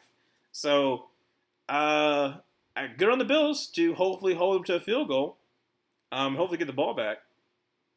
But yeah. Look, Baconator, here's what I'm going to tell you too. Because I said the same thing for to Luke. If you have DeBoer for one more year, and then next year you fire him, I'm telling you right now who you need to look for. Glenn Schumann. Glenn Schumann is a defense coordinator for Georgia, graduated from Alabama, was at Alabama and Alabama player personnel during those times of, Derrick Henry and whatnot from that 2015 and 2017 kind of year. Has been calling defensive plays as well. It's going to be a toss to Zay Flowers. He's going to make a man miss and get back to the line of scrimmage. Ask me about it. If you're going to take like a low risk and basically because you're paying Kalen DeBoer, and especially if like the same things is happening where like undisciplined, and all that kind of stuff's happening, I would look at Glenn Schumann as being like someone who could get back in there, and like I said, he could be not necessarily be the Kirby Smart, like in that thing that's a little bit too high praise, but the same thing is like you're taking a chance on him, you're hoping you can kind of build a culture back, and then if he succeeds, then you've locked him into a contract where you're not paying him nearly as high as like some of the other kind of head coaches that you have to pay to try to bring them into your school. So that would be my guess. So third and 24, 131 left to go second quarter, still 17-10. From the 31-yard line, Lamar Jackson in shotgun formation sends Zay Flowers into motion. Going to be a keeper by Lamar who makes Joey Bosa miss. And then it's going to lay down at the line of scrimmage. That's going to be about it. Great job by Ed Oliver. And a little bit of tussles going around. But back at the 31-yard line, this is going to be a long field goal. So clock continues to run down. Probably close to like the 40. By the time the field goal tries to get in, probably like 47 seconds remain. So about 40. So Buffalo will have no timeouts. About maybe 43 seconds left to try to get something out of this. But if the Baltimore Ravens miss it, then you're Buffalo, you're only down by 7, and you're at about like the 30-something yard line. Maybe. As a mainly NFL fan, it would never not be crazy to me that the gap between 2 and 3 losses are like the difference between third seed and 11th seed. Yes. Especially with the college football playoff. Kick is up and kick is right down the middle. So Tyler Loop is 2 for 2. With that 49-yard field goal attempt, like I said, he has back-to-back long field goals to make it 20. Oh, it has 31 seconds. I didn't even realize it was even less. So with 31 seconds left, go to TV timeouts. It's 20-10. Buffalo, like I said, has no timeouts. We'll probably get the ball back with like 27 seconds or something like that. So maybe you get a field goal range. Maybe.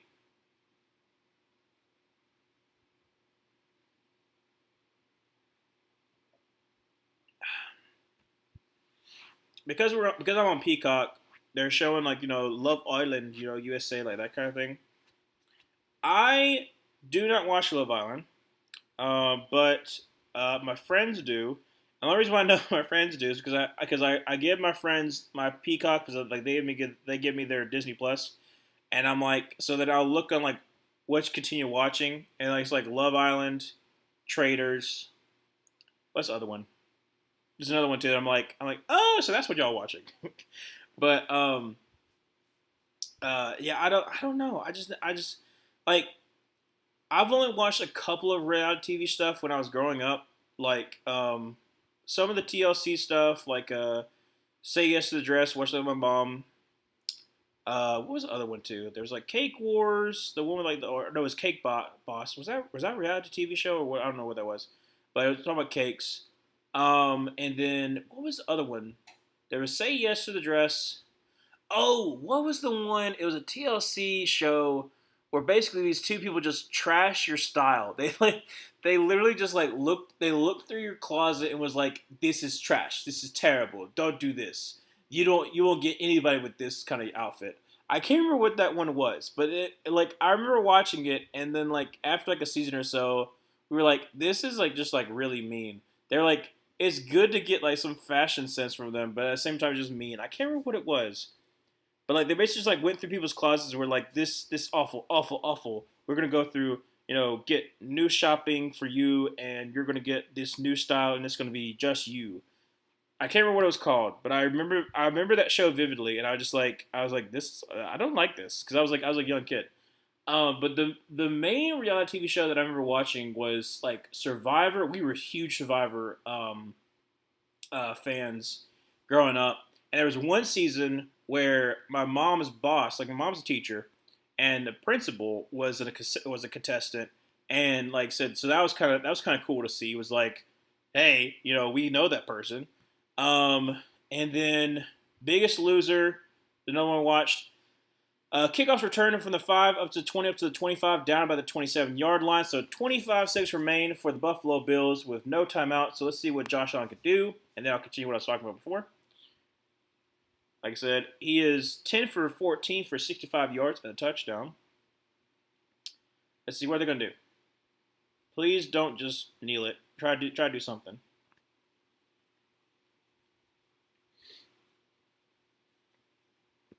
All right. Josh Allen in shotgun formation with Ray Davis to his right.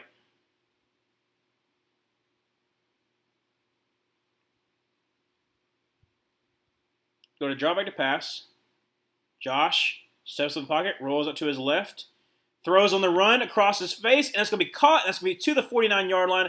Is Khalil Shakir, 14, 13, down to 10, 9, 8, and clock it at 7 seconds. All right, so at the 47-yard line, 7 seconds, you could try for the sideline. So you could try to get like a little bit more yards and then set up a long field goal for Tyler Bass. Well, no, Tyler Bass is hurt. That's right. So who is their kicker? Who is the Buffalo Bills kicker? Or Tyler Bass fine? I can't remember. I'm pretty sure that he was hurt. Great job there by Khalil Shakir.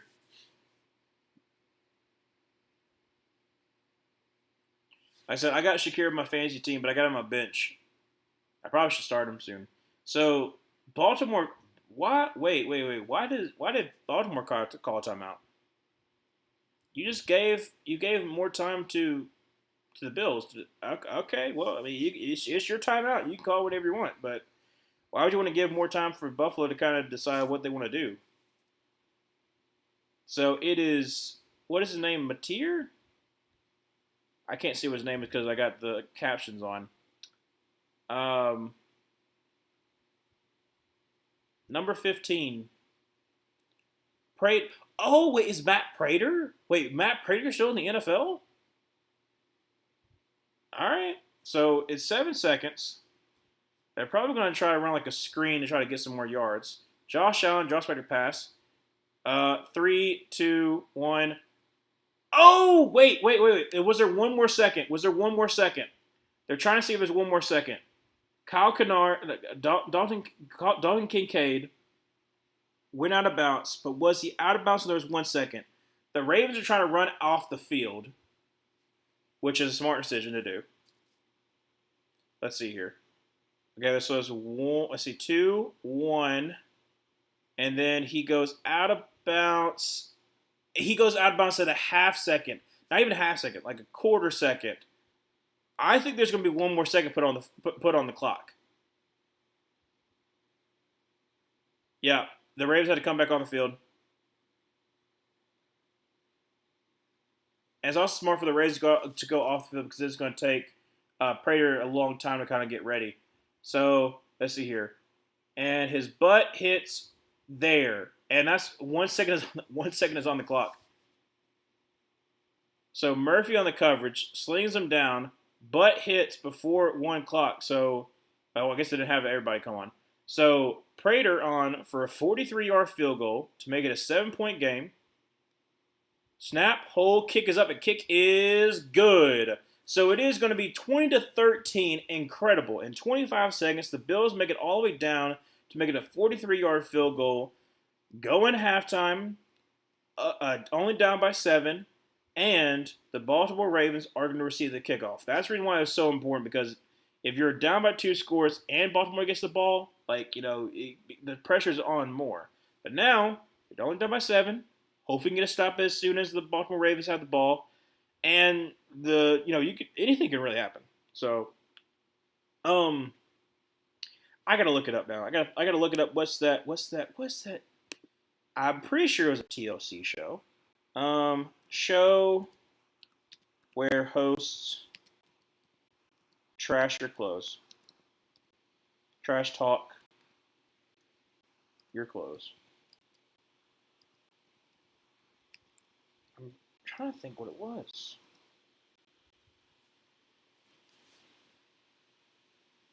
What Not to Wear, that's what it was called. Ran from 2003, so we watched around that time, 2003, 2004.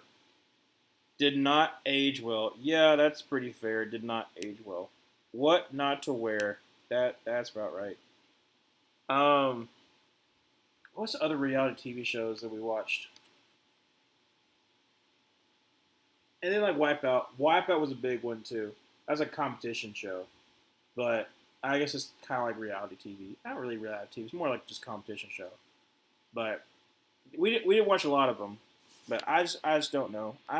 We've never gotten to the dating reality TV show. I've never seen The Bachelorette or The Bachelor. So, maybe eventually I might get into it, but not right now. What was the other thing I was gonna say too? I said I was gonna talk about when I went to halftime, but I can't remember what I was gonna say. But yeah, Emmanuel, the 2 to 3 losses, it's a little bit different now because of the playoffs, but especially who you lose to and what kind of conference. What is the perception? Because what's crazy with college football is that you have a committee of people who swear that they are not going to do anything wrong. They are, upstanding citizens, and they decide who gets into the college football playoff. That determines $1 billion industry. So imagine you're you might not be an Alabama, or you might not be a Georgia. Project Runway. I didn't watch it. My sister did, so I occasionally watched that one. But we only watched that one at my grandparents' house. But yeah, Project Runaway was one that my sister watched. Oh yeah. So that's what's crazy about college football, and hopefully it changes. But with college basketball, obviously you have determining factors what you need to make sure that you meet. For college football playoffs, they don't really have that. It's kind of it's kind of how we feel like. What do we feel like we want to determine? Do we want to be you know what? Your quarterback is down, so we're not going to pick you, even though you went undefeated. Or where else can we move the goalpost? Or we'll be well, you lost to sucky teams, but you beat good teams, so we're going to keep you out. I'm going both ways for Alabama, so that way I can kind of talk about that. So technically, because there's some Alabama fans who were we should have made the playoffs last year. I'm yeah, I don't know about that. It's there's not really a set criteria, so it makes it very difficult. So that 2 to 3 losses are not only important because of how does your schedule look, but also how does the committee see it. And so hopefully that will change soon. But knowing college football, a lot of people don't like change. So wait and see. Wait and see. Um, I love college football. I do. But there are some problems with it that needs to change. I'm not calling of Young Koo's job, but what I am saying is that we have a rookie that had a 56-yarder, only 2 yards short of Koo's personal record, that we could call up tomorrow. Get your kick straight, basically. Yeah. I mean, oh, they're showing it right now. Koo's miss. Here's the thing with Koo. Koo also is a part of one of my memories of losing to Atlanta because of Eddie Pinheiro missing his extra point. And I was in front of when Koo made his field goal. So part of me always thinks of that with Koo is like, yes, occasionally he misses his field goals in unopportune times, but and that's been more recently. And that's the reason why like I feel like a lot of Falcons fans are feeling to get rid of him. But that's the best way to put this. Sometimes you have to stick with a kicker that you know occasionally will miss when you don't need them to, because when you need your kicker to do the basic ones and they miss, it is very frustrating. For instance, right now, the Carolina Panthers are in an interesting kicking position. And we haven't been that way, but we have been that way since we let go of Graham Gano. And let me also bring this too.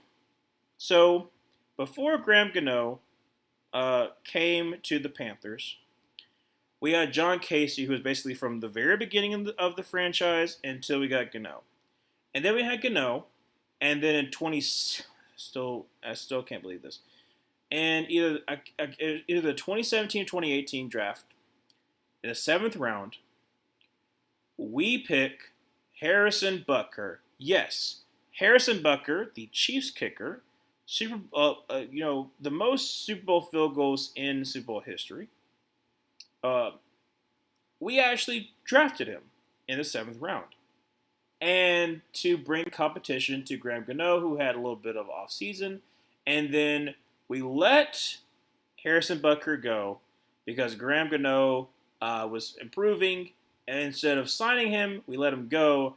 And then since about 2018, 2019, we have been on a constant spinning wheel of who is going to be our kicker. It has been a lot of people. You've had Joey Sly. I'm trying to see if I can name all of them. Probably not.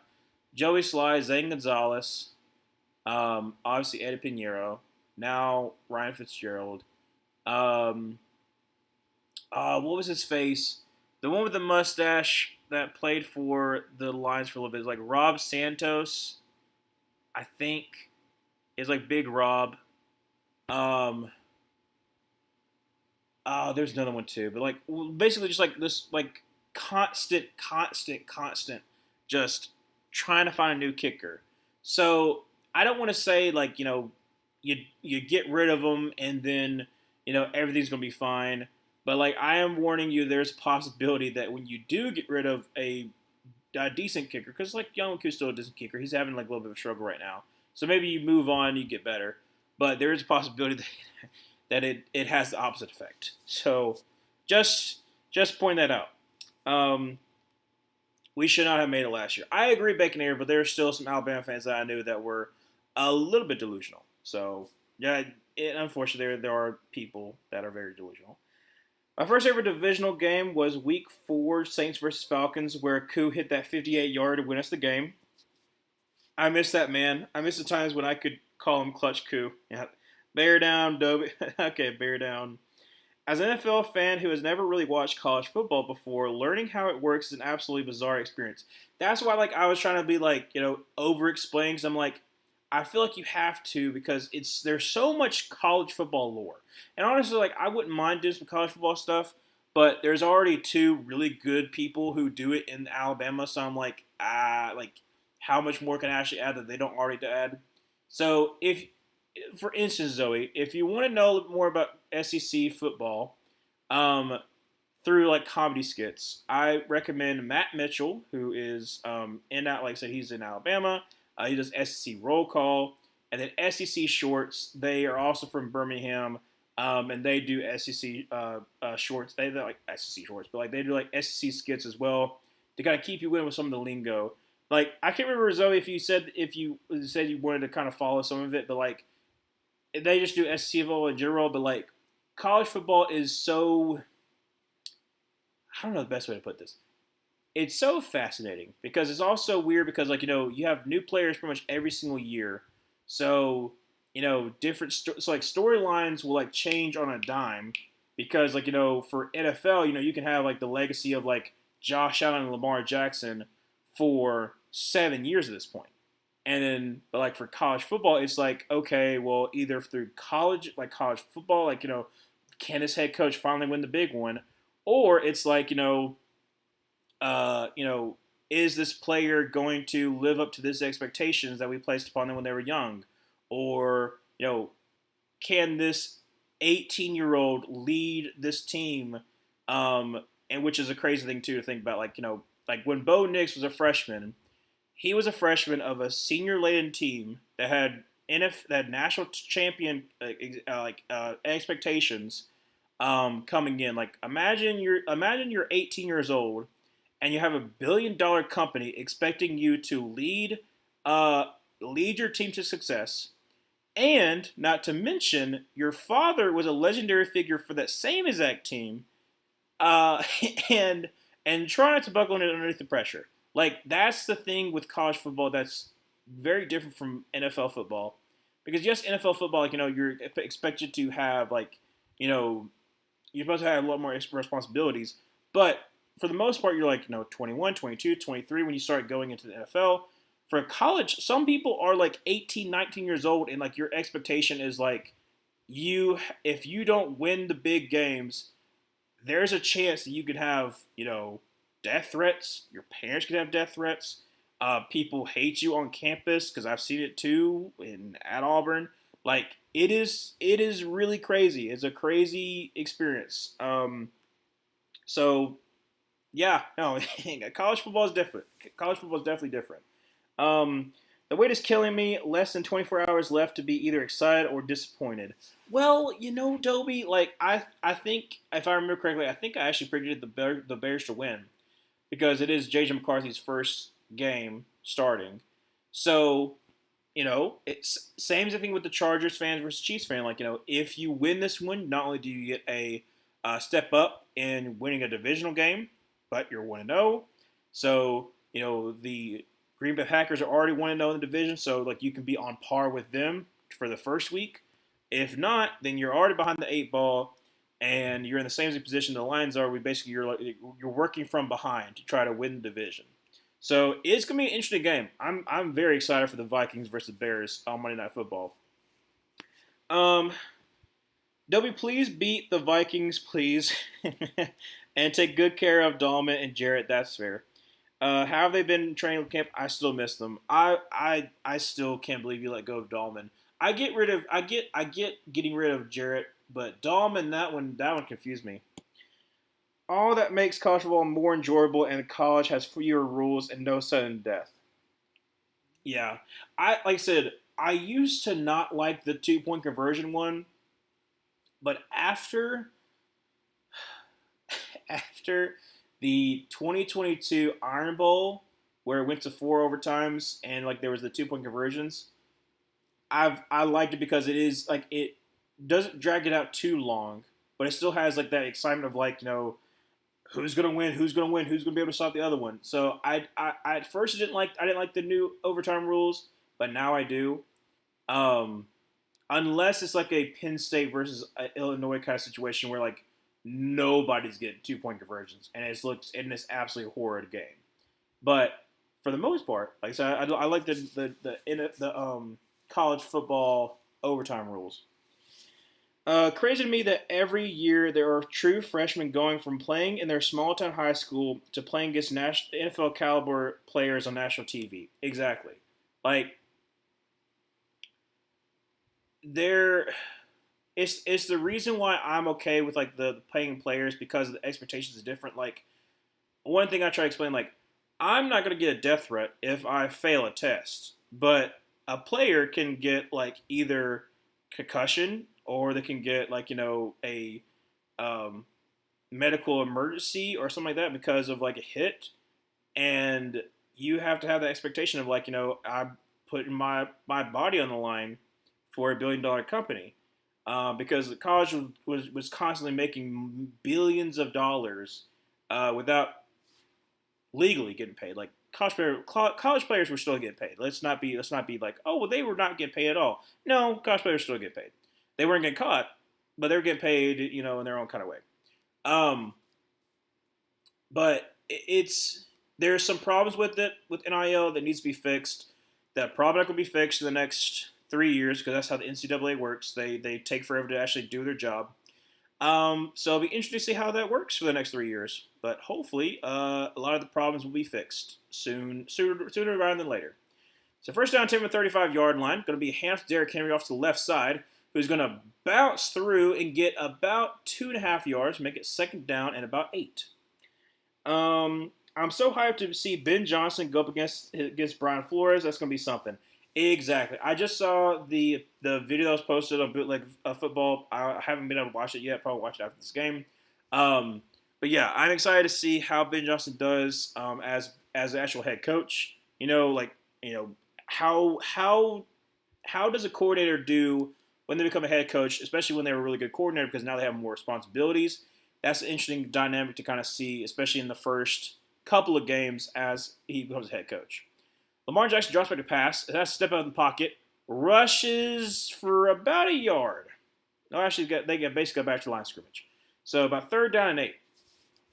But yeah, Ben Johnson should be fun to watch. Brian Flores, especially with more help up front because they got 2 veteran defensive linemen who can push the pocket a little bit. I'll be interested to see like what he kind of starts to dial up. The secondary I'm still kind of concerned about for the Vikings though.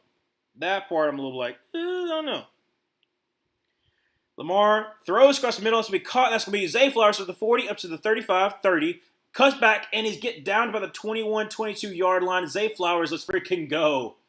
Zay Flowers, give me a touchdown, please. I would be very appreciative if you could give me a touchdown. Or James Cook. James Cook gotta give me something. Something, James Cook.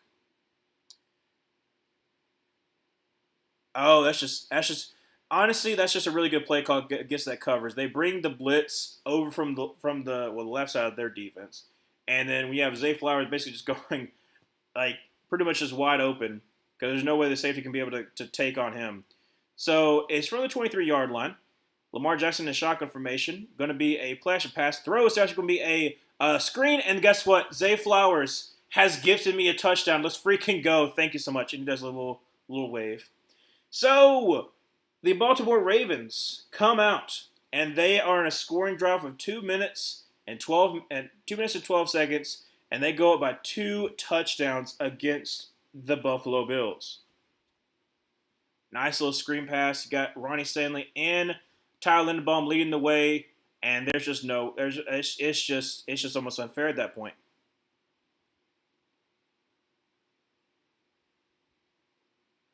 Oh my gosh, Benford got obliterated by Ronnie Stanley. I mean, it's a left tackle against the cornerback, so that's going to happen, but he's going to be feeling that. Kick is up and kick is good. So, yes, it is 27-13, 12:48 left to go in the third quarter. Going to go to commercial break. I'm definitely rooting for the Bears, though. Yeah, like I said, I'm rooting for the Bears. I have them winning. Hoping that continues. I'm trying to remember what score I had for the Bears. I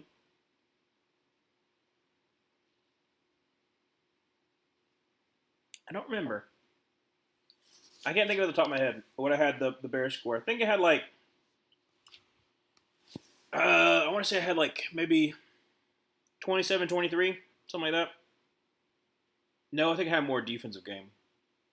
Maybe 24-20? That sounds about right. I think I had like 24-20, the Bears winning. Because we have in my friend group, we have like NFL Pick'em. But we don't do like with like the ESPN, that kind of thing. We do like our own kind of thing. So how we do it, and this is year if Luke comes back in, I'll ask him if it's year 4 or year 5. But basically, every single week, you tell us like who you think is going to win, and then on Monday Night Football games, especially if there's two of them, you give a score prediction, and whoever gets the correct team, it's a 1 point.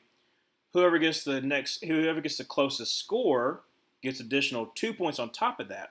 And in the very rare case, which is kind of crazy, the only person who has gotten the correct score and has gotten it multiple times is Luke. But you get two additional points on top of that. So if you get the correct score, the correct team, you get 5 points instead of just like the 1 point. So there's chances for people to, if you're behind the eight ball, if you start, making good on the Monday night games, or you start doing some of the upsets, like you say, you can work your way through there. And then at the end of the regular season, then comes the playoffs, and it completely changes. Every single playoff game, you have to get a score prediction. So it starts off 2 points for each team that you get right. If you're the next closest score, then it's 3 points. If you get the exact score, then it's 4 points. And then each round goes up a point. So obviously, like 3 points in the divisional, 4, 5, and then when you go to wild card, or when you go to championship, it's 4, 5, 6, and then Super Bowl, it's 5, 6, 7. So that's how it kind of works in our NFL pick'ems. And every single year, I have finished second, and it is getting a little bit old. I'm like, eventually, hopefully, I will be able to win. But I've constantly been getting to second place. And it is going to not reach the 20-yard line, so that is a flag. I think it's the first one that we've seen for the NFL season. So Tyler Luke did not get to the 20-yard line, so it'll be first down and 10 at the – I'm trying to remember where they have it marked at. Is it the 40-yard? Oh, goodness gracious. I don't know what that was. Yeah, first down and 10 at the 40-yard line for the Buffalo Bills.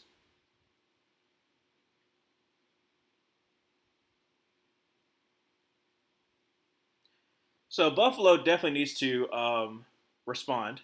So Josh Allen, under center, two tight ends to the left, James Cook in the backfield. Going to send Palmer into motion over to the right.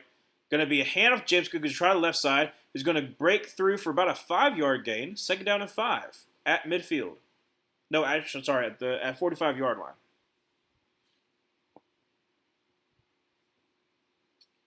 Mike Green with the stop.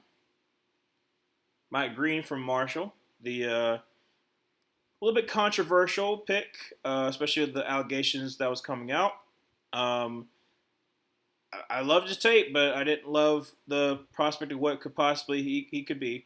Going to be a handoff to James Cook, who's going to get about 3 yards there. Third down and 2. Third down and 2, 12 minutes left to go in the third quarter. Buffalo desperate for anything on offense coming into the second half, especially after the Ravens just basically just run on down through lost train of thought there.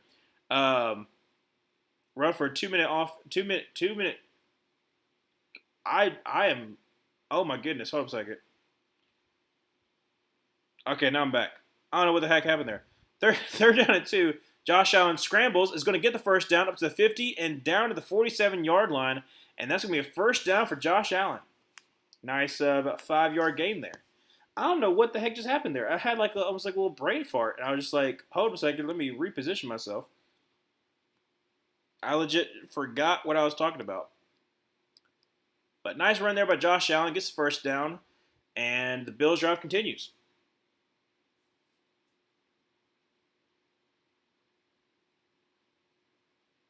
All right, so 11 minutes left to go in the third quarter. Still 27-13. Josh Allen under center with James Cook in the backfield. Going to be a handoff. James Cook who's going to try the right side. Gets up a break up to the 40 and down to about the 35, maybe 36-yard line. And that's going to be a gain of about 12. That's going to be a first down for the Buffalo Bills. Give it to James. Give it to James. Get me a touchdown, James. I mean, I'm probably going to win, so I'm good.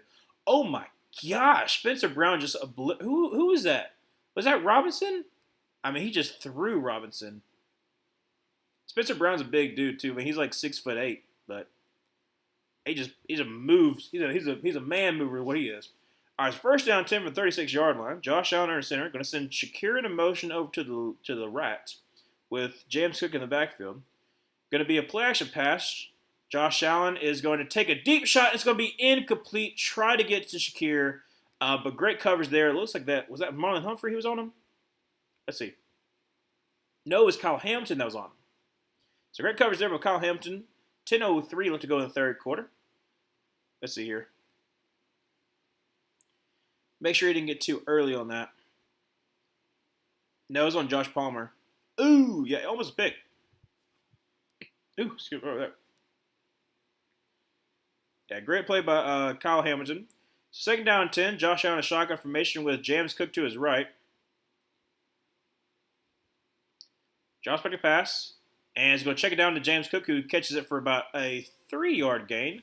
Third down and 7. I'll take a catch. Awuzie with the tackle. Josh Allen is 13 for 19 for 116 and a touchdown. I haven't heard Jair Alexander's name yet, number 23. Maybe they're not going to him. All right, so third down. Well, they said third down 8. It's like 7.5. Well, it's actually about third down 8. Josh Allen in shotgun formation with Ty Johnson to his left. Draws back to pass. He's getting pressure. Throws. It's going to be a check down, and that's going to be caught up at the 31-yard line. And great job by Roquan Smith for bringing him down. So, with 9:10 left to go in the third quarter, the Buffalo Bills are going to have to call it. They're going to have to not call. Are going to have to kick a field goal.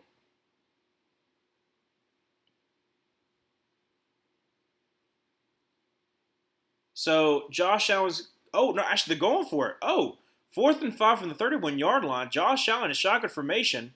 Okay, send Shakir in a motion over to the left. Now back to the right. Josh Allen drops back to pass and is going to take a shot for the end zone, and it's going to be caught. Incomplete. But it doesn't matter because it's going to be, speaking of Jair Alexander, it's going to be defensive pass interference on Jair Alexander on Josh Allen. Josh Palmer. Goodness gracious. If you don't mind me asking, what are the allegations? What did he do? I'm not super involved with looking at draft stuff, so I haven't heard about this. Okay. Let me make sure that what I say is correct. Because I believe it was domestic abuse. But let me make sure that I'm not saying anything wrong. Or it was sexual abuse. It might have been sexual abuse. It was something that happened when he was at Virginia. Go from the 4-yard line. Josh Allen, empty set. Going to be a QB power. Going to try the right side. And is going to get down to about the 2-yard line. Yeah, so, sexual assault allegations while at the University of Virginia in 2022.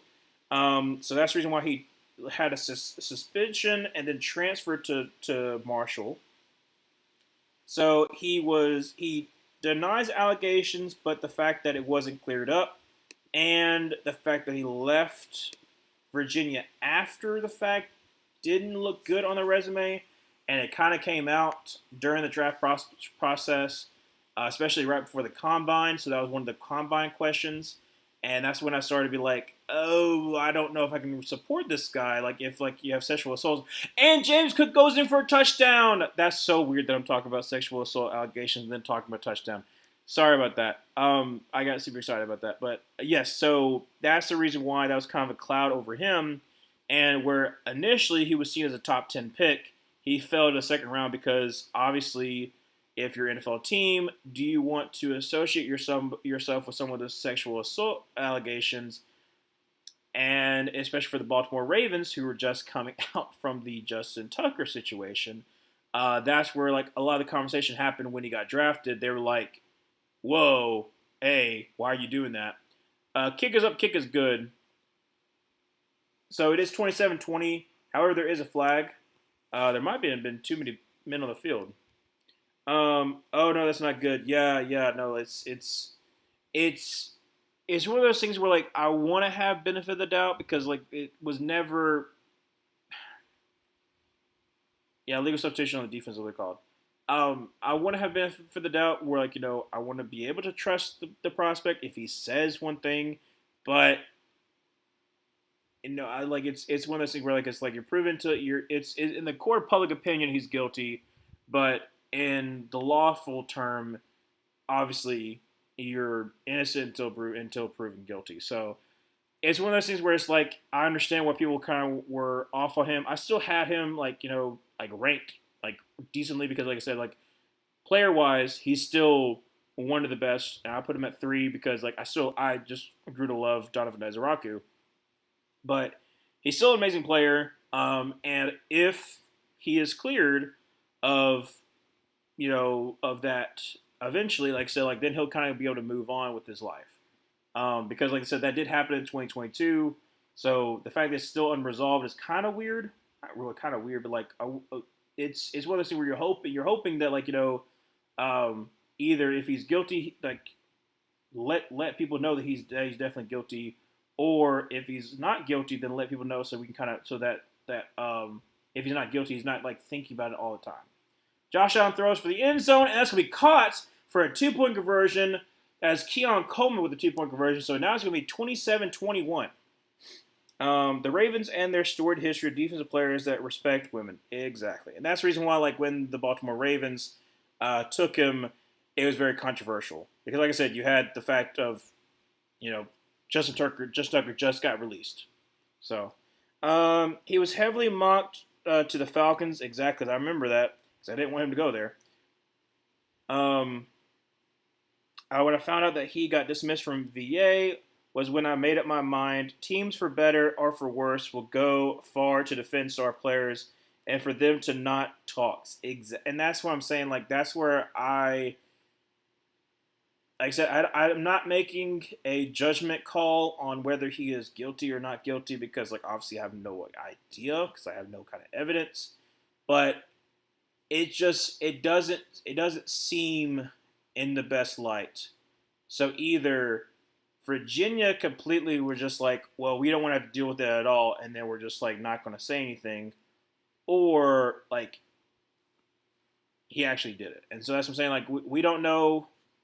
Hopefully we will find out, but you never know. You never know. And so that's why I just I talked about it before with the Deshaun Watson thing. It's one of the things in sports where a lot of people will try to downplay the severity of very serious things because it happens to their favorite player. So there are people out there that are like, we shouldn't really care what happened to Mike Green because it happened so long ago. And I'm like, well, you should still care about what happens because, it's still a bad thing that a person possibly could have done. So, but yeah.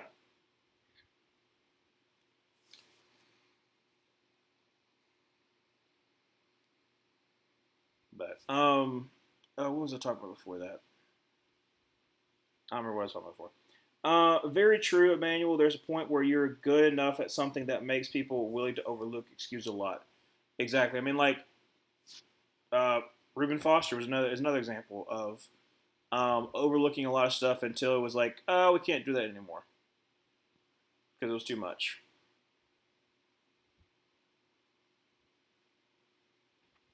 That or what's another one? Technically, the Ray Rice situation.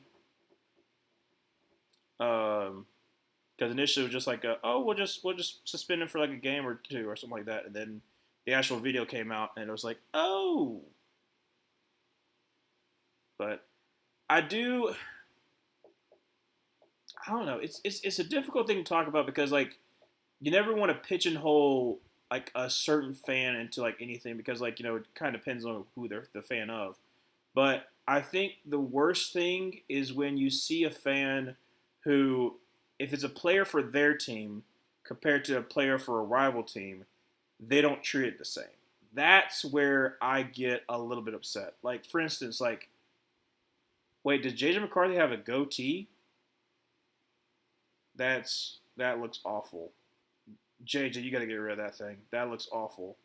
Sorry that I got distracted by that, but Um, like for instance, for my team, like with the whole Malcolm Simmons situation, and like Malcolm Simmons comes from like like I know his family. I know of his family. I don't know his family personally, but like I know of his family. And I was rooting for him, and then now I feel like I can't because like obviously like the situation that happened with him in the summer, even though his girlfriend dropped the case and like so they're still together and that kind of stuff, but like and like she didn't want to report it because she thought it was going to ruin his career, and like they're still together, but like you're you're the mother of his child, and he put hands on you, and then the way that Auburn kind of dealt with the situation was like, let's just wait it out and let's just see um, if it's true. And like it makes it where like obviously I'm like I want to root for the guy because like I rooted for him last year, but like I just can't. And he's on my favorite team, so every single time that I see him play, I'm like I I don't say anything whenever he makes a play. And it's like it's a difficult thing. It's a difficult thing when you're watching and you're like, I can't support this. What the person did makes you question whether you can still support them because obviously what they did was horrible. But yeah. Anyways, so it was a nice run by Derrick Henry. Sorry, it was a little bit heavy subject. Going back to the football. Nice run by Derrick Henry, 5 yards. So second down to 5. 27 to 19, 7:15 left to go in the third quarter. Lamar Jackson in the pistol with Derrick Henry behind him. Going to send Rashad Bateman into motion over to the right. Going to be handoff to Derrick Henry, who gets blown up, and that is going to be Ed Oliver with about a 4 to 5 yard loss to make that third down and about 9. Great job of Ed Oliver there. So who would he go? Was that Falale? Yes, it was. Just took him for a ride. Well, actually, no, it's Rosengarten. That was difficult too. Hold on a second. Let's see it again. No, show it from the snap. Dang it. I was trying to see exactly if Falale was supposed to help out or not. Usually they're supposed to. Lamar Jackson drops back to pass. Third down 10. Takes a deep shot, and it's going to be incomplete. Try to get Rashad Bateman. Rashad Bateman is saying there was a little bit of tug, but I didn't see it. So it's going to be incomplete. Fourth down and 10 with 6:25 left to go in the third quarter. The Baltimore Ravens had to punt this ball away.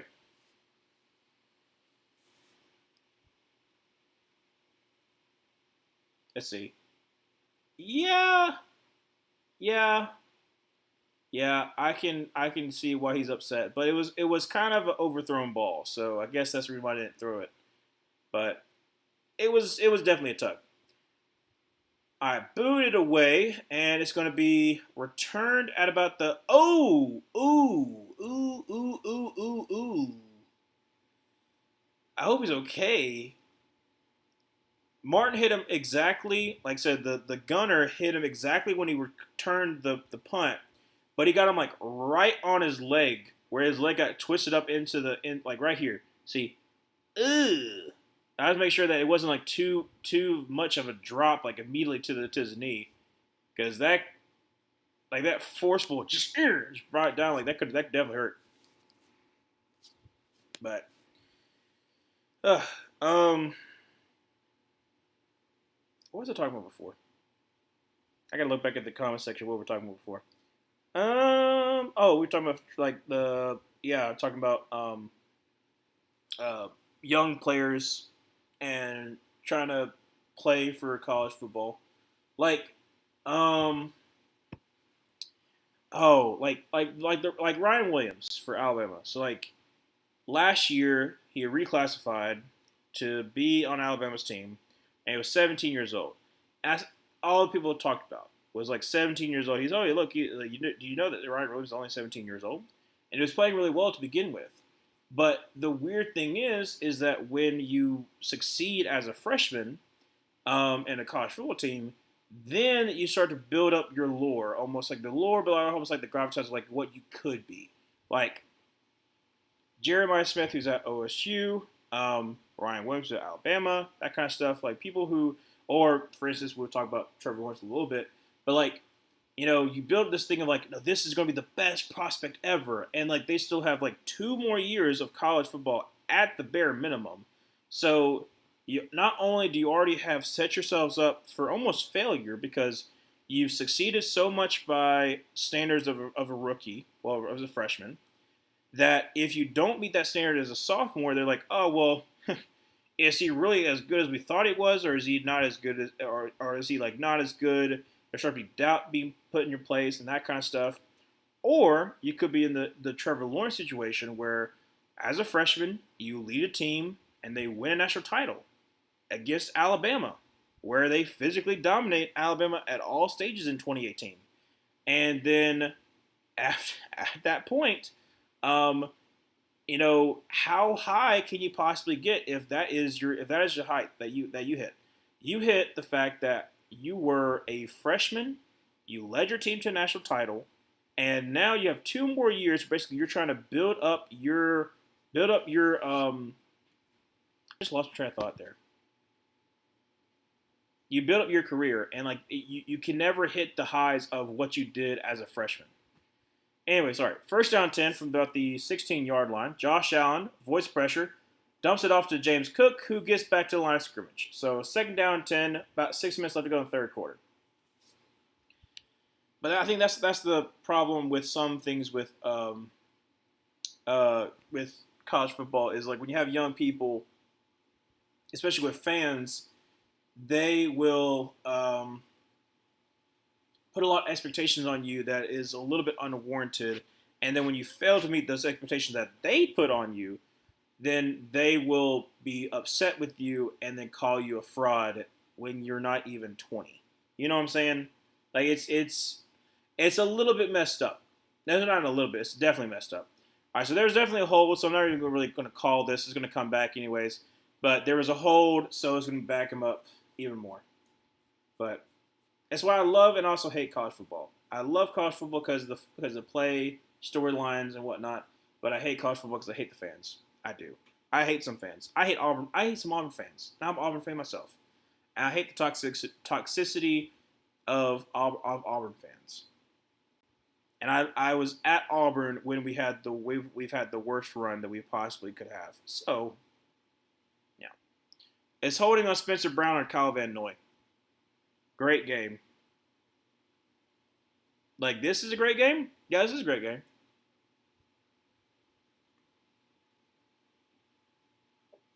27-19. Buffalo's backed up to their own 8-yard line. Second down 18. Josh Allen sends Ray Davis into motion. Marlon Humphrey backs off of the blitz. Josh Allen in the end zone. Avoids the pressure. Is going to roll out, pitch it, and is going to get to Khalil Shakir, who gets up to 25 and gets the first down at the 26-yard line. Well, it depends on the spot. That was crazy. Like a little flip. And like I said, I just love Shakir. I just love how come we're trying to remember, was he a 4th or 5th round pick for Boise State? That was Boise State, picked about like 3 years ago. And Josh Allen muscles his way through for a little bit of tush push, and there's some pushing and shoving going on. And how is that not a flag? He pushed him. Wait, hold up a second. How do you say that's not a flag?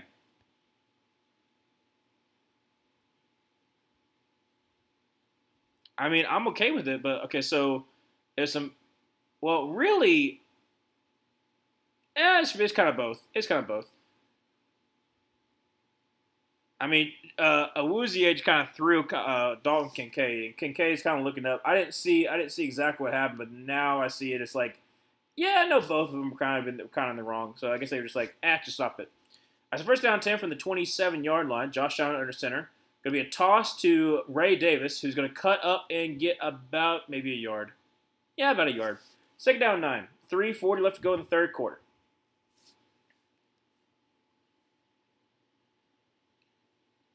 All right, so 3:30 left to go in the third quarter. It's 27-19. Buffalo, second down 9. Like I said, they score here. They get not score here because they're all the way back in the Baltimore territory. Their own territory. But if they score this drive, you get 2-point conversion. You're tied up, baby. All right, so Josh Allen in the shotgun formation with Ray Davis to his left. Going to bring 18 to motion. Now motion back out. Drops back to pass. Josh Allen throws deep. Whoa, okay. Way incomplete. Not sure. I guess he might have just been throwing that on one way. Because that was way over Josh Palmer's head. So, 3rd down and 8. 3 minutes left to go in third.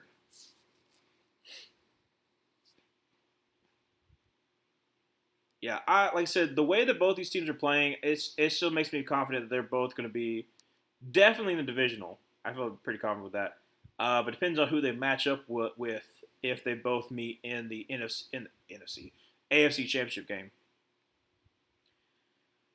All right, 2-1. Barely gets snap off. Josh Allen, drops back to pass, avoids the pressure from Madubuike, rolls out to his right, and plants his feet, throws deep, and it's going to be incomplete. Try to get Khalil Shakir, and that is going to be Kyle Hamilton on with the coverage. Great job once again with Kyle Hamilton to break up that pass, make it 4th down and 8. 2:50 left to go in the third. So Madubuike, 300 pounds, was on Spencer Brown. Nice, really, really great rip move right there. But Josh Allen rolls out, takes a deep shot, and, well, let's see. Hold on a second. Was he a little bit early on that? Oh, they're not even going to show it. Punt is away, and it is going to be fair caught at about the 32-yard line. So, fair caught at the 32-yard line. Baltimore will start the ball, and when we come back from this commercial break. Let me look at the stats right now. Stats for the game. I got that song stuck in my head.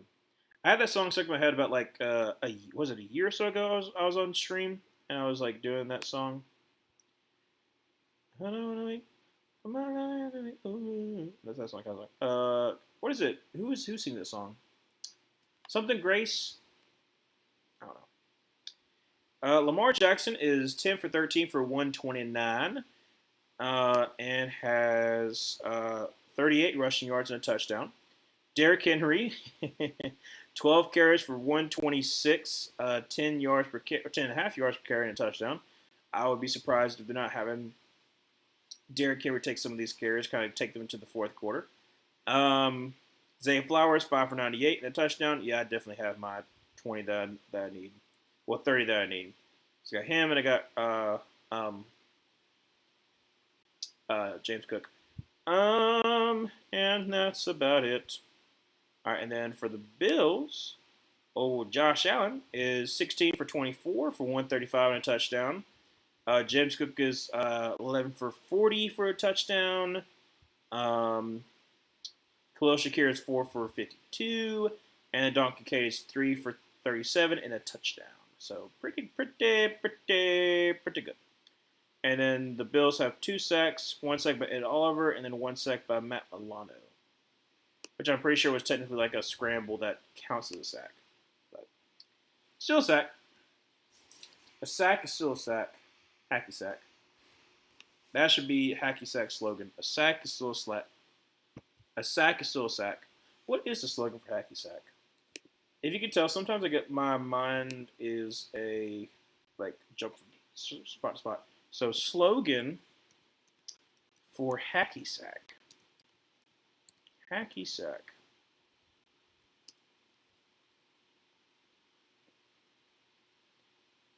Hacky Sack. Keep it in the air. That can't be the one.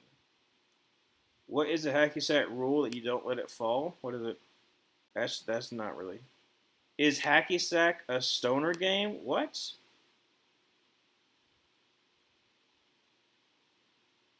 No? Okay. Nope. No. Not what I was looking for. I think I might have played Hacky Sack like once.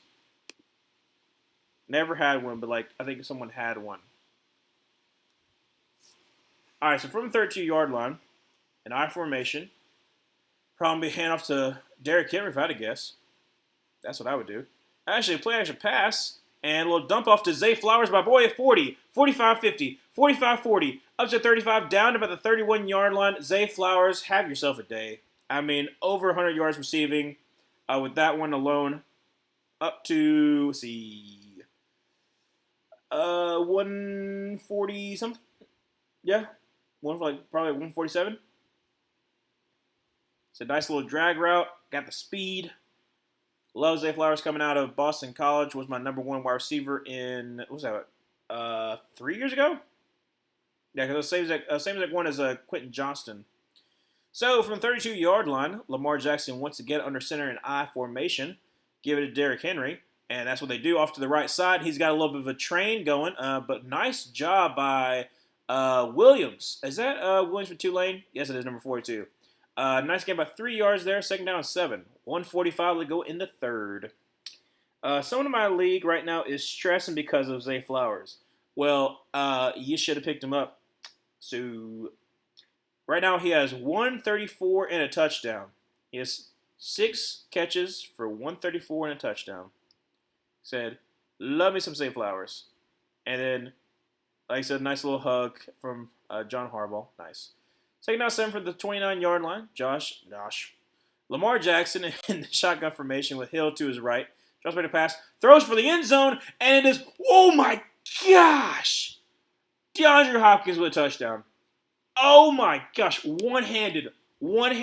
I mean, like Hopkins has got like, how big is his hands? I forgot. It's like 11 inches. It's something incredible. With Benford on him, one hands it, pulls it in.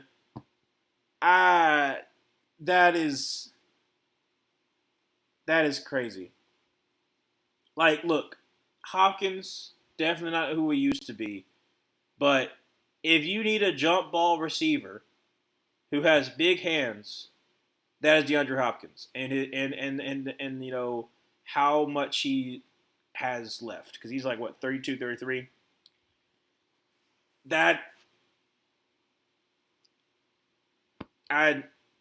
No words. Luke with the extra point, make it 34-19 with 109 left to go in the third. That is incredible. That is incredible. Catches it with the tip. This is I don't know how to say anything. Great catch. That's all I can say. And now they do the Love Island USA thing. I don't even know who this person is. That's the other thing too. Okay, so I don't know best way to put this, but do you ever think that some celebrities, it's definitely true, but some celebrities will get mad because you don't know who they are? Because I feel like some people feel that way, and with the fact of all the stuff there is to watch, like if you get mad because someone hasn't seen your show or something like that, I don't think I think you're obviously you're in the wrong, but I just think like it should be like a normal thing. You'd be like, oh, I don't know who that person is, because like maybe you don't watch that show, or maybe you don't watch a lot of movies, or maybe you don't watch a lot of shows. But I just think about that of like, you've probably met some people who are very, it's all about me, me. And if you don't know something, like they're like, you don't know that? You're telling me you don't know that? Because I used to be that person when I was younger. Because I thought that if you were smart, that people would like you. So you had to let people know you were smart. That was like me in like in 3rd and 4th grade. But I was also like a quiet kid. So I was like a quiet kid, and then also that mixed together. So if people talk to me, then I would be not like, I was still a quiet kid, but in my mind, that's what I've been thinking. So I never vocalized it, but I was like, oh, they don't know. Maybe if I tell them, that they might like me, because I had no kind of social skills when I was a young kid, no kind of social skills, and was just like, I keep to myself. I have those tendencies still sometimes, just like very much like keep to myself. NyQuil. I'm trying to think if I've ever had NyQuil. No. I don't think I've ever had Nyquil or Dayquil.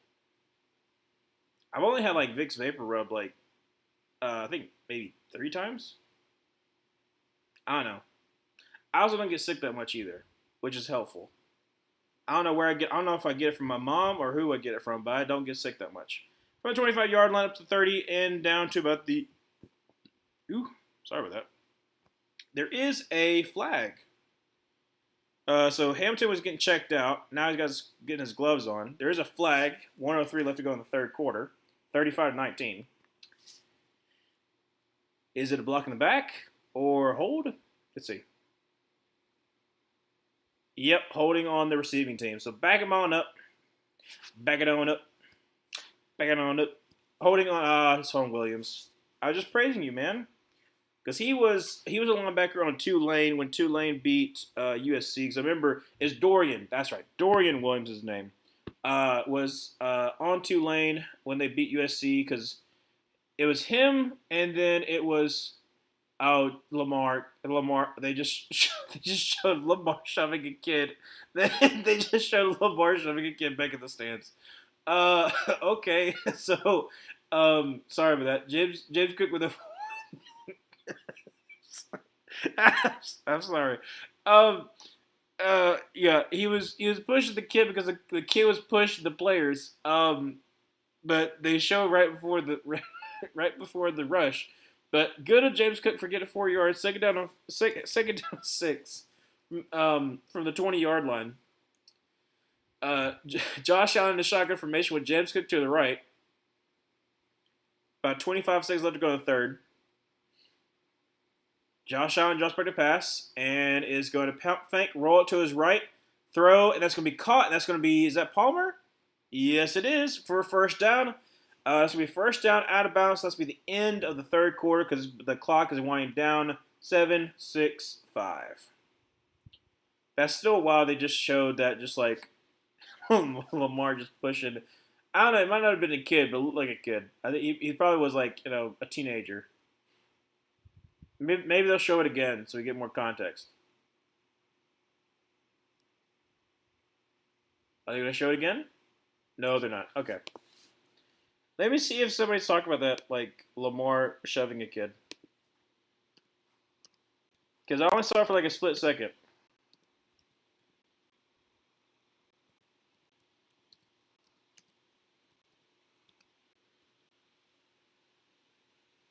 No, that's... What? What is this? No. I looked up Lamar shoving a kid, and I'm getting like teacher accused of assaulting high school student from 2013. That's nothing even close to what I was talking about. Oh well. Maybe it'll be a story somebody else will talk about. Quality checkup. I don't know. What is my... I gotta check up on that. Reality checkup. I gotta think about when that is because I might need to reschedule.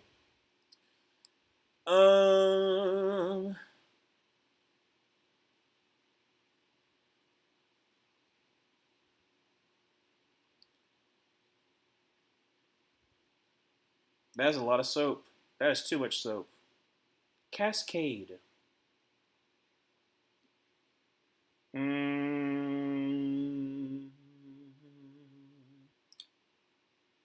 Let's see. We got fourth quarter. It is. Well, I'll probably go to bed. About an hour, something like that, depending on how long this quarter is. I do find it. I don't know if the correct word is weird, but interested in the fact that since the BP oil spill, because I don't remember that it was before, but then again, like I was young, but since the BP oil spill, like Dawn uses like the Ducks as like their spokesperson now, and I mean I just remember when that because like BP oil spill was that 2010. I was a young kid. I think it was 2010, 2011. But they kept on doing the commercial with them using like Dawn dish detergent to like get the oil off of the duck, and now they use it like for pretty much like they use that like thing they use that imagery a lot for like their for their company. Nice throw as we caught by Keon Coleman for about a 14-yard gain, a first down and 10 for the Buffalo Bills. Because the only reason I was thinking about that is because I was like, there'd be some people who don't know that like that's where it started, and they just see, oh, ducks for dawn. Why is ducks for dawn? All right, so from the 43-yard line, Josh Allen drops back to pass, gets a bull rush, throws, and it's going to be two. James Cook, who makes a man miss, but cannot make the other man miss, gets to about the 48-yard line for about a 4 to 5-yard gain. Bro, have you seen the paper? Oh, so the new one that they've been talking about? No, it's has a what's his name? Last name Glover. He's the is it Glover or is the guy who's like the guy from Star Wars? Throws off to the left side and as incomplete. Try to get a Keon Coleman. He's also in Peter Rabbit. What's his name? He's a redhead. And he's also in Harry Potter. Shoot. All I can think about him is when he says Supreme Leader. Like I can't remember what his name is. But yeah, he's the leader of the paper. I saw it. I've seen the advertisement. But I haven't watched the show. I still have not enough time to watch the show, but I am interested in it. All right, so 3rd down 6 from the 47-yard line. Josh Allen into shotgun formation with James Cook to his left. Drops for the pass. He's getting immediate pressure. Throws out to James Cook, who's got some blockers, and he's going to get the first down up to the 45-40, up to 35-30, and he's gone. Up to the 20, up to the 15. It cuts into the 10, and he's going to be in for the, oh, he's so close to being into the end zone, down to the 1-yard line. Oh, James Cook. Just give it to him. Let him run it in. Nate Wiggins with the touchdown saving tackle. So they bring an all-out blitz. They have a nice little chip by Shakir. James Cook and Josh Allen is going to be stonewalled and actually going to lose a couple of yards. Second and goal from like the 2-yard line. Just watched the first episode and it has promise. Okay. Like I said, I could probably watch it. I could watch it on Tuesday. I've got time on Tuesday. Because Monday I'll probably prepping for Monday Night Football. There's a Baltimore Raven that's down on the field. But yeah, I saw the trailer for the paper and I was like, oh, this is nice. Because it's like, I gotta look up his name. Now I feel really bad. I can't think of his name. What is his name?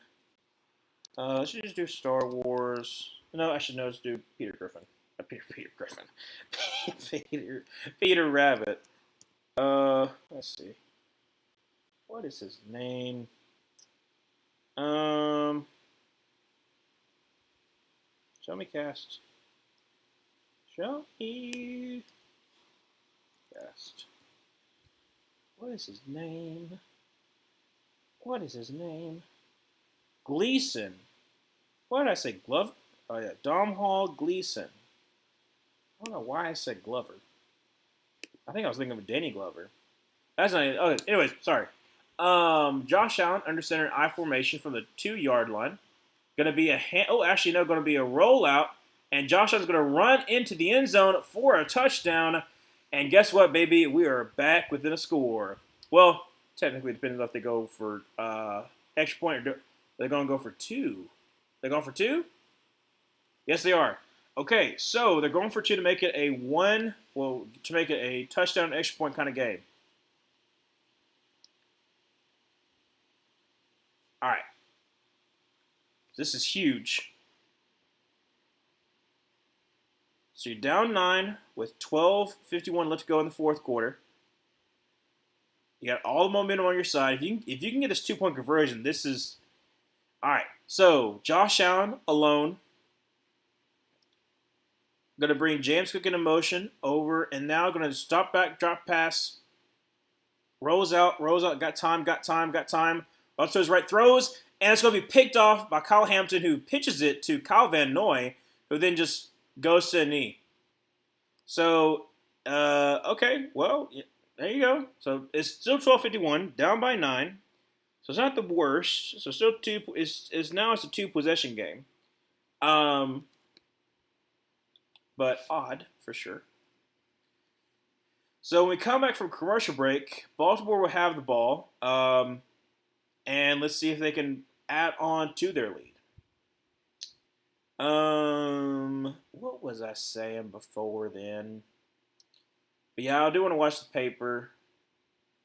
Oh,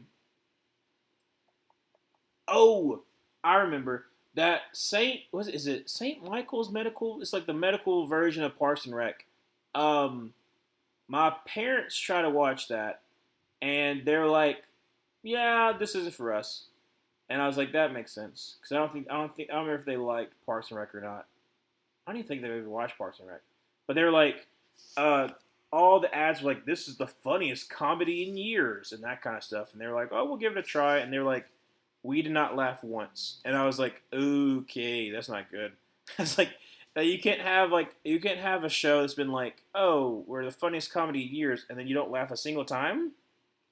I mean, comedy, comes in all different shapes and sizes, but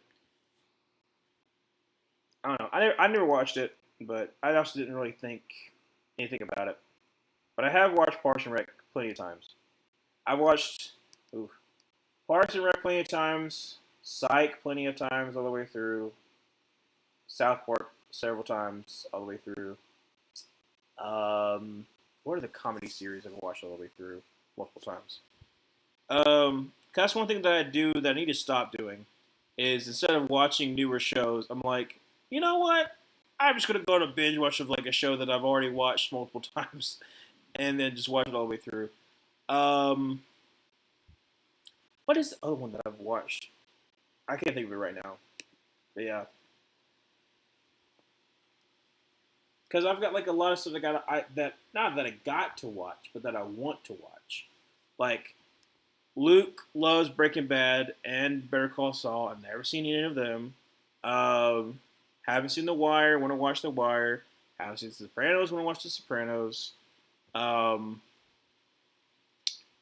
I I at first like when Game of Thrones was good, I thought about it, but then now that I know the ending is bad, I'm like, nah, I'm good.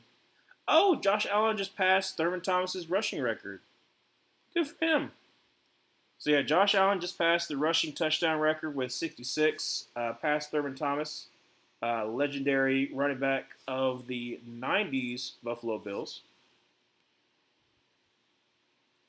So 34-25, and Prater on to boot this ball away. The return to the 5 yard line, up to the 15, up to the 20, up to the 25, up to the 30, up to the 35 before he's taken down, and that is Ali once again. So from the 35-yard line, first down 10, 12:45, let's go in the fourth. Baltimore is up by 9. Let's see here. Ooh. Yeah, not really anybody open. Kind of just forced it in there.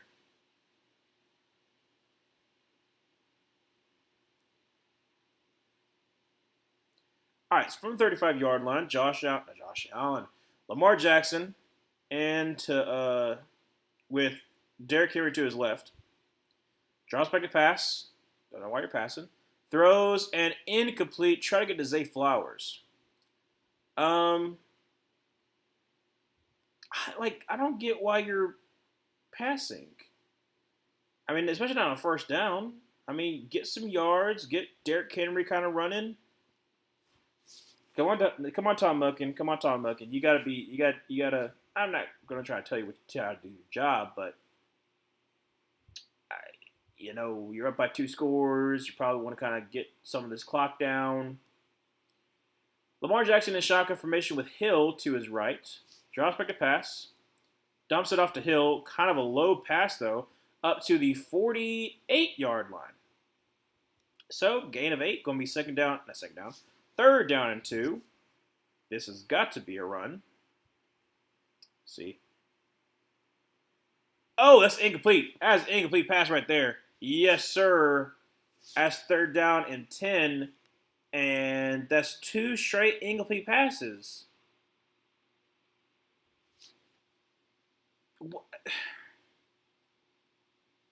If you know that Buffalo has the momentum on their side, why are you not running the ball? Like, you have Derrick Henry, who's been doing really well. Why are you not trying to take off as much clock as possible? Third down 10 from the 35-yard line. Lamar Jackson drops back to pass. He's getting some pressure. Rolls way, way, way back. Steps in the pocket. Oh my gosh. He's going to run 35, 40. Going to get the first down. Get up to the midfield. And then he gets popped down to the 45-yard line. How? How? Okay, so he backs up way too far because obviously like the edge rushers are able to get to him. He has basically he's cornered by Russo and Bosa. Backs up again, rolls out to his right, then cuts up to the left side, and gets over to the opposite 45-yard line. How? I mean, it's Lamar. So it should 46-yard line in I formation. Please just run the ball. Thank you. Run the ball. Derrick Henry 40, 35-30, 25-20, and he's gone. Wow, Todd Monken, and a bottle is thrown on the ground, of course. Wow, it's so surprising that if you give the ball to Derrick Henry, good things happen. I mean, you're bailed out because with 3rd and 10, and Lamar was able to scramble, but run the ball. Like it's been working. So why did you? That's what I'm saying. That's what made no sense. It made no sense why you kept on trying to throw the ball. Goodness. I like The Office, but the paper seems like it's trying too hard to be The Office. I can see that. I only seen the trailer, so I'm judging a book by its cover, but I cannot shake the feeling. See, I've actually never seen The Office. I've seen clips of The Office. Oh, he missed! No way! He missed.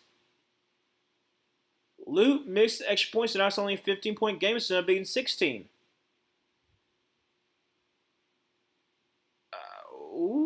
Okay. So now technically the Bills score a touchdown here. They can just kick an extra point, make it an 8-point. They're showing the paper right now. Ooh. It's not even a problem with the show itself, more so that companies don't want to come up with the new ideas and just want to beat dead horses into glue. That is that is an example. But yeah, like I said, I never watched The Office. I only watched Parks and Rec. But I've seen clips of The Office. And I think the reason why I didn't watch The Office is because I knew from other people that The Office ended poorly compared to where it was. And I was like, I don't know why, but like, if I know that's going to be the case, then I just normally just like, I just won't watch the show. But like I knew Parks and Rec ended well, so I watched Parks and Rec instead, and I like Parks and Rec. Obviously, first season tries too hard to be The Office. Then second season kind of like course corrects, and then by the third season onward, it is really, really good. But from what I know from people who watch both, that's what they kind of talk about with the first one, and you can definitely see the changes that they make in the second season to the characters kind of break away from that kind of mold. So, but I might give it a chance. And then eventually I may watch The Office. I don't know, but. But yeah, I've watched a lot of popular shows. It's not more so like I'm just not gonna watch them, but it's just more like I don't know. If I make a decision where like I don't want to do something, more than likely I'm not gonna do it. Sometimes I'm stubborn that way. But yeah, let's see. So with that run, Derrick Henry has it's no dadgummit. No, no, no, no, no, no, no, no, no. Show me. Show me what you know. Let's tell me instead of show me. Let's see. Lamar probably has like 60 something or like 70 something yards rushing. Lamar is. Yeah, Derrick Henry has 14 rushes for 175 yards. Showing right there. Most games with 150 yards rushing yards. It's tied with Walter Payton. Let's see. Lamar Jackson has 57. So 57 yards rushing. Returns to 25, and hold a second, make sure he's okay. His leg bit in the wrong places, but he's fine. Okay, he's fine. That was bit in the wrong bit up in the wrong spot. All right. So, first down 10 for the Buffalo Bills, down 15 with about let's see how much time they have left. 11:35 left to go from the 28-yard line. Josh Allen going to send James Cook in motion over to the right. Drops back to pass and is going to take a little shot and throws to Keon Coleman for about a 9-yard gain. Make that second down and 1. Clock continues to run. Or they give him a first down. 1 and 2. No, it's a second down and 1. Second down and 1. Josh Allen, shotgun formation with James Cook to his right. Drops back to pass and is going to throw across the middle. So it'll be Khalil Shakir. Gets up to about the 48-yard line. Clock continues to run. 11:05 to go in the fourth. But if the Bills can score a touchdown with extra point, you only down by 8, and you got a good 9-ish minutes left to go. I think you're feeling pretty decent. Going to throw out to the left, and it's picked off. Oh my goodness! Sweeping pick off the ground from Awuzie. 10:44 left to go in the fourth. Let's see here. Did he catch it? Nope. Hit the ground. Nope. Let's see here. Pops it up from the ground. Yeah, that hits the ground. That's going to be incomplete. Let's see right here. Oh, yeah, absolutely. Hits the ground. It's going to be incomplete, and so the Bills' drive will continue. It's second down 10.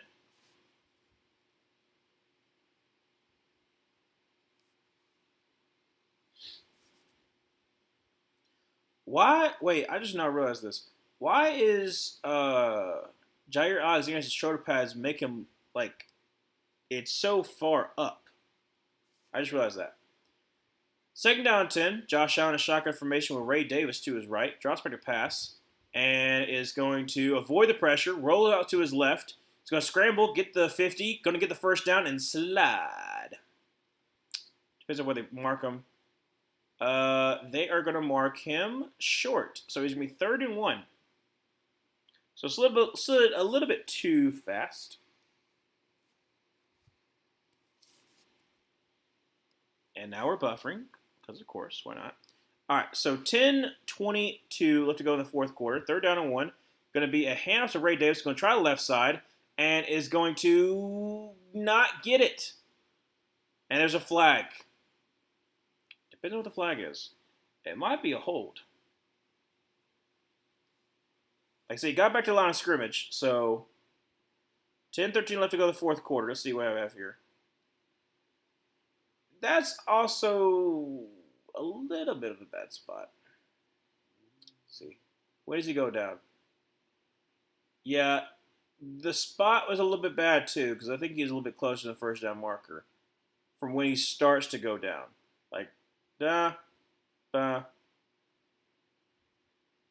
He actually gets it.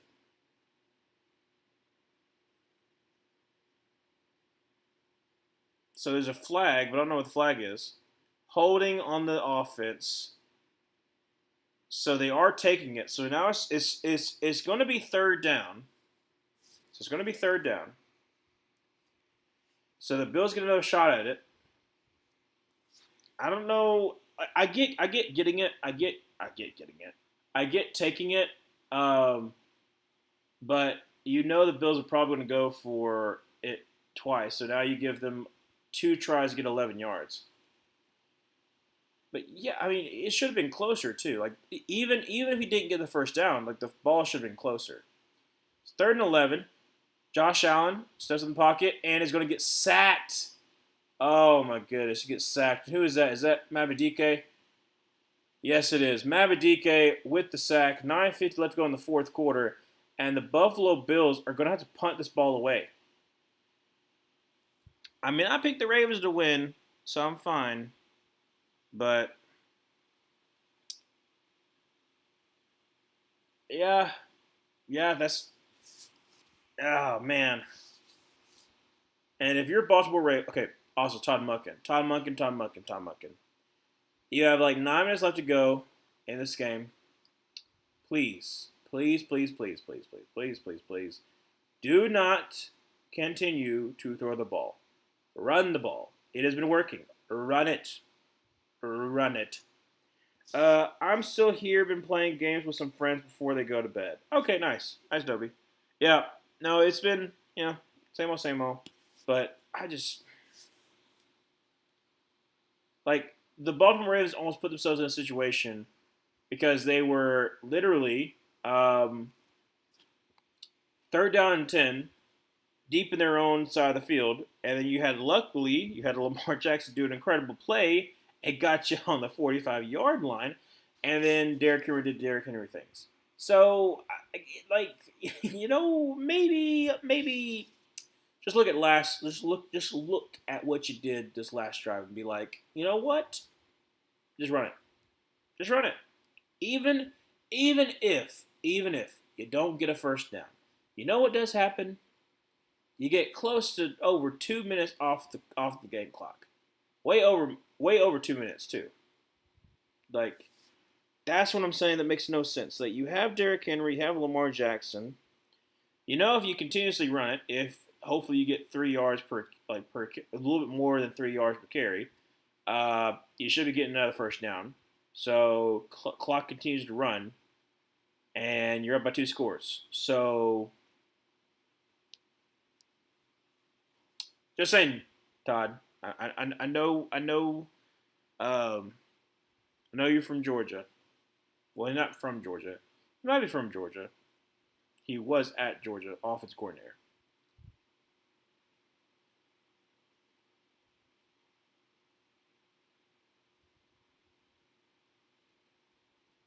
That's good.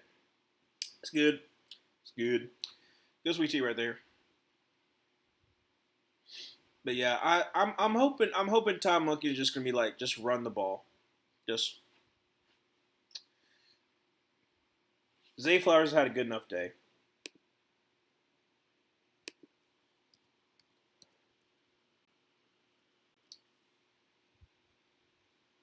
I'm pretty sure Mark Andrews only got like 1 reception. Let me double check and make sure that's right. But I'm pretty sure that he only got 1 reception.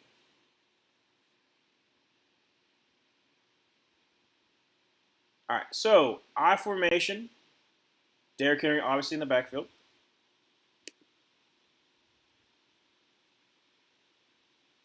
Going to be a hand of Derrick Henry who's going to bounce out to the right side, stay in bounds. Yes, he does. Gains about 4 yards, so it'll be 2nd down and 6. Let's see here.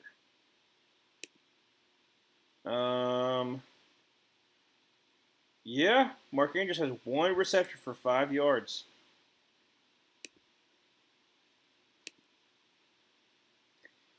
Could be me trying to take Mark Andrews. I got me some Colson Loveland. And also, I got uh, uh, uh, John Smith. Hand off to Derrick Henry, who's going to make some men miss, but actually going to lose about 2 yards. But that's fine. 8:30 left to go in the fourth. Just continue to run the ball. Continue to run the ball. Drain as much clock as possible. So Derrick Henry goes off the field. 3rd down at about 9.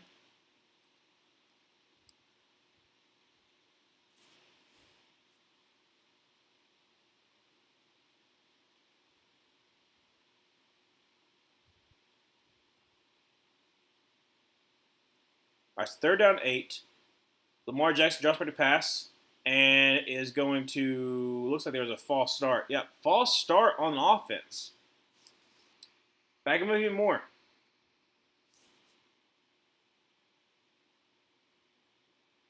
Number 60?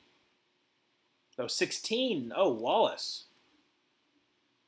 So Wallace with the false start. So back him up. It's going to be, what, 3rd and 13? I think. I think 3rd and 13.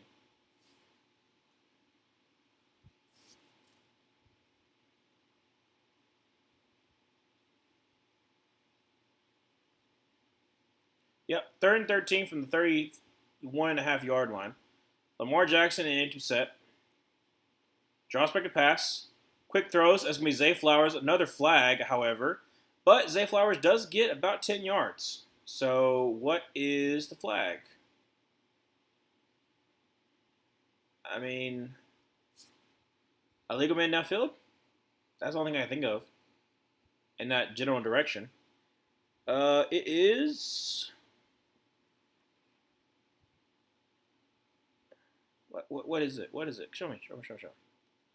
Illegal motion. Okay. So they're going to decline that penalty. Still going to be 4th and 4. So illegal motion was on Zay Flowers. So Zay Flowers, he came into motion, then he motioned back out. So let's see here. Oh, yep. He moved up the field. That's what it was. Okay. So 4th and 4. 7:50 left to go in the 4th quarter. Because of that penalty, no, 9 clock's running. So 40-25. Buffalo Bills down 15. Got about 7. They'll get about 7:30 when, well, it's 7:20 something. Once this punt is punted. So everything's still in front of them, but now is crunch time. Like you literally have to score here. There's no ifs and buts about it. And it is an amazing punt. Oh my gosh. Oh, wait. What are they going to call? They're going to call? Oh no. They had it. They had it at the 2-yard line, but the guy pushed it forward, pushed it back into the end zone. Oh man. He had it right here. He kept going. It barely. Hold a second. Make sure.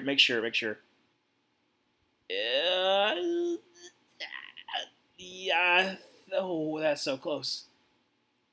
It's going to be reviewed to make sure if it's going to go to the 20-yard line or not. They're going to say it does. Okay, so it's going to the 20-yard line. Otherwise, I've been the closest you possibly could get to the end zone. So 1st down 10 for the 20-yard line. Josh Allen in shotgun formation with James Cook to his right. Drops back to pass. And is going to throw to the left. And it's going to be caught. And that's going to be Keon Coleman with an amazing catch for about 20 yards. So 1st down 10 up to, well, it's probably 15 yards. To about the 45-yard line. Well, yeah, no, for the 41-yard line. Josh Allen drops back to pass.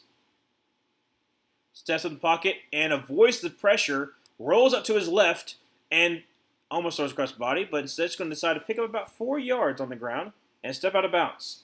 6:44 remain in the 4th quarter, down 15.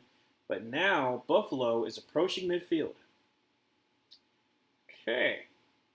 So approaching midfield. Is that Pittsburgh Pirates? What? Who has a Pittsburgh Pirates jersey at a Buffalo Bills game? But amazing catch by Keon Coleman.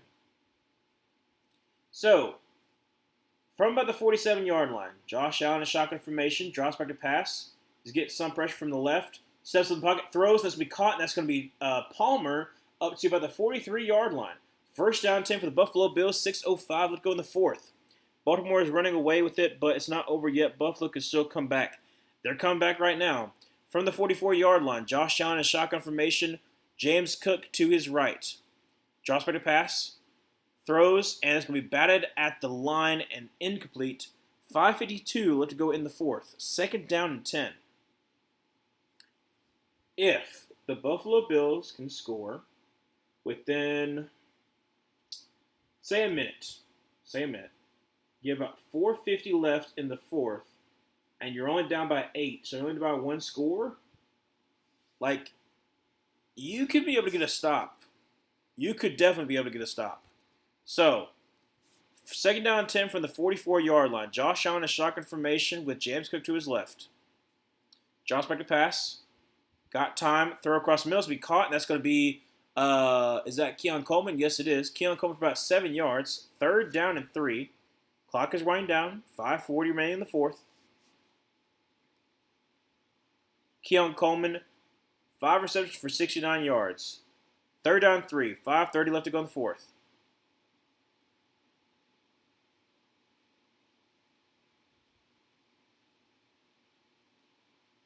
Josh Allen going to have Khalil Shakir coming in motion over to the left. Play clock's at 5. Better hurry up. Draws back to pass.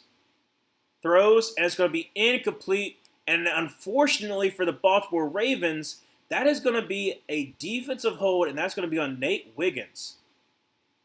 He definitely holding the wide receiver. So I guess Keon Coleman right here.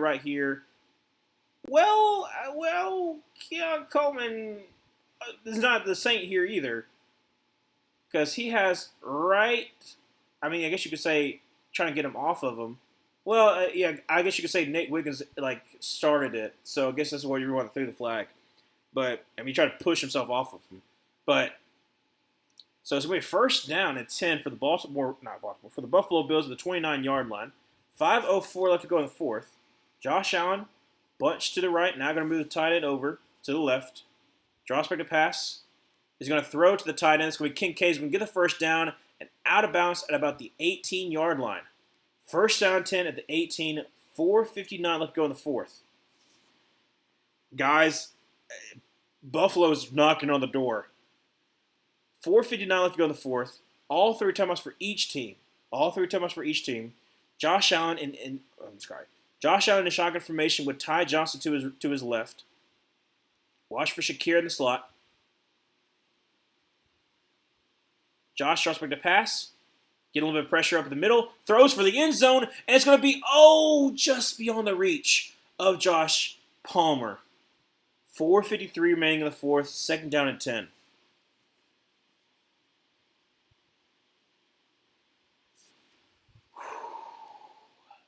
That was close. All right, second down and 10 for the 18-yard line. 4:53, still 40-25. But Buffalo is knocking on the door. Josh Allen with Ty Johnson to his left. Going to move Shakir over. Now motion in the back. Drops back to pass. Has got time. Throws for the end zone. And it was on the hands of Ty Johnson on a wheel route. Oh my gosh. 4:48 left to go in the fourth. It was perfectly placed in his hands. It hit him right in the hands, and he drops it. Oh, man. Third down and 10. 4:40 left to go in the fourth. Josh Allen, shotgun formation. James Cook to the left. Drops back to pass. Josh Allen throws, and it's going to be caught. It's going to be Josh Palmer, who gets upfield, gets to the 10, and gets out of bounds. But unfortunately, the clock continues to run. At the 10, it's going to be 4th and 2. 4th and 2. 4:34 left to go in the fourth quarter. Clock continues to run.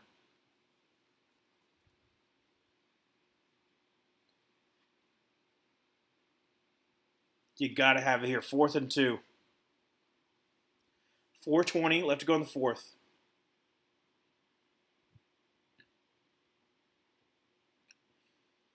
Josh Allen with Ty Johnson to his right. Bunch to the left. Now going to bring 18 into motion. Motion him back out. Josh Allen drops back to pass. Got time. Rolls out. Running out of time. Throws for the end zone. And it is caught by Keon Coleman. Oh my gosh. It was bounced off of the hands and landed in Keon Coleman's. Oh my word! And a touchdown. And with an extra point, we are within 8, with 3:56 left to go in the fourth. This has been incredible. It's been absolute great drive, absolute outstanding drive for Keon Coleman. Who was he trying to throw to at first? I think he was trying to throw to Dalton Kincaid. They're going to show it after this extra point. So Prater on to kick this extra point to make it an 8-point game. Kick is up and kick is good. All right, so with 3:56 remaining in the fourth, all 3 timeouts, 8-point game. Can Buffalo get a stop? So on 4th and 2, let's see, who are they exactly trying to throw it to? He's looking, not finding anybody. Rolls out to his right. Yeah, it gets tipped by it gets tipped by Dawson Knox. It gets tipped by Dawson Knox, and then it falls into the hands of Keon Coleman.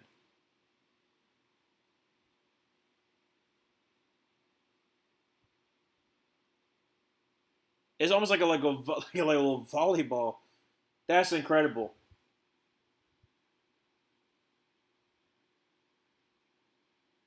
That is wild. That is so wild. Like you just love to see these two teams compete. It's always incredible. Oh gosh. All right, so Buffalo, can you get another stop? Kickoff's about to ensue. Crazy. And it's going to be returned at about the 5-yard line. 10, 15, 20, 25. And gets wrestled down to the 27-yard line. And who other than Dorian Williams?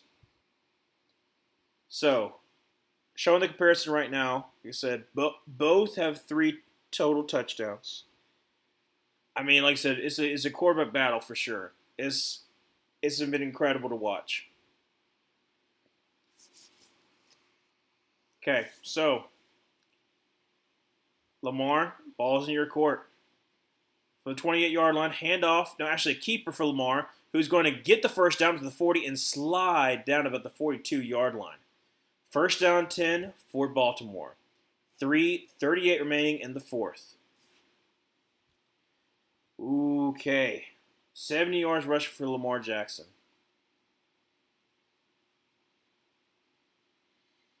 Can the Bills get a stop?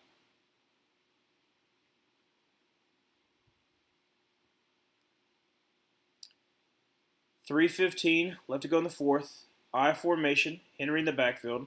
Going to be hands to Henry, who's going to get fumble. Oh my gosh! Oh, it's recovered by Baltimore. No, it's recovered by the Bills. Oh my gosh! No way! 3:06 left to go in the fourth quarter, and Buffalo has prime opportunity. It is Ed Oliver with the stop and then forcing the fumble.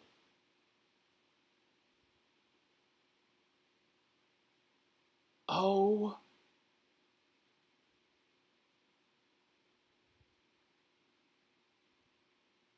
It how? How? How? Oh shoot, I gotta move my thing or it's gonna turn off on me. No, don't turn off on me. Don't turn off on me in 5 minutes.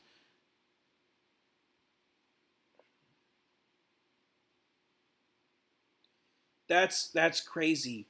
That is so crazy. So it's gonna be first down 10 at the 20 something yard line.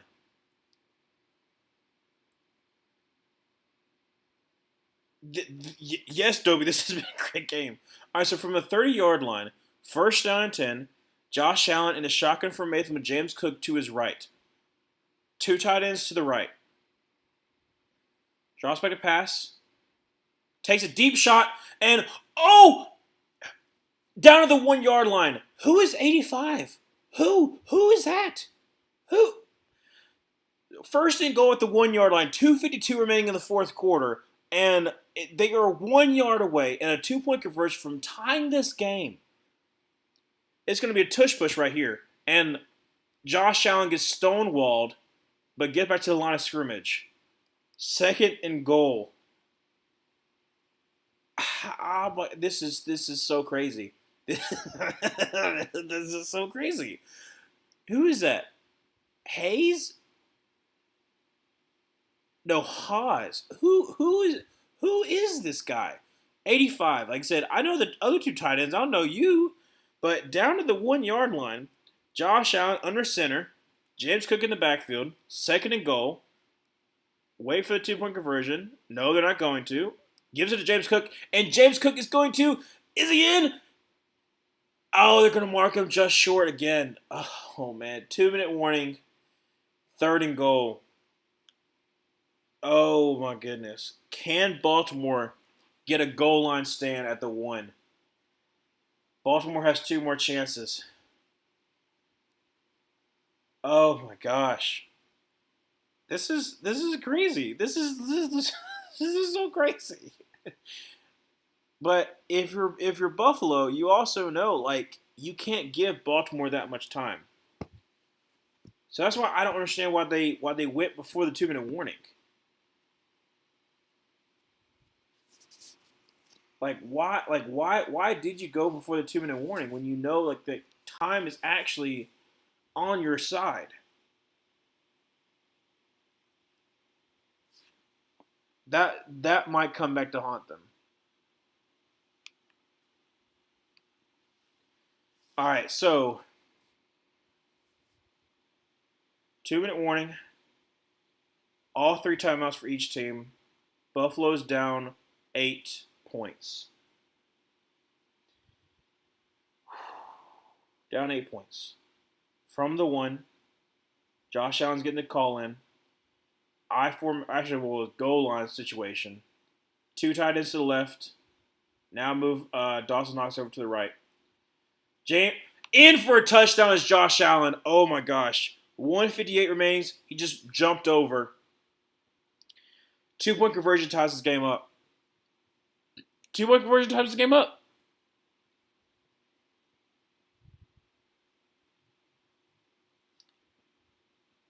This is.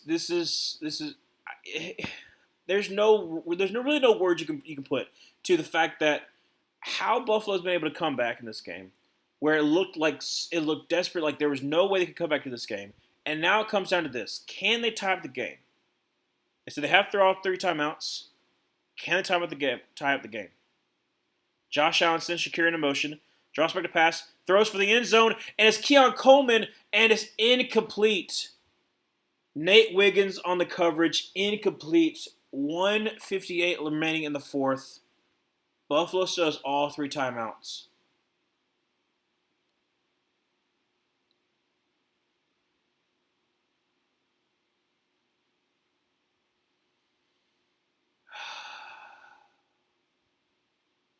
What happened in the divisional round? Baltimore failed to get the 2-point conversion that lost them the game. Is this going to be the play that cost the Bills the game? 1:58 remaining. All 3 timeouts. Can Buffalo either get the onside kick or can they get... Well, they're probably not going to do an onside kick. I was going to kick it away. Or can they get a stop?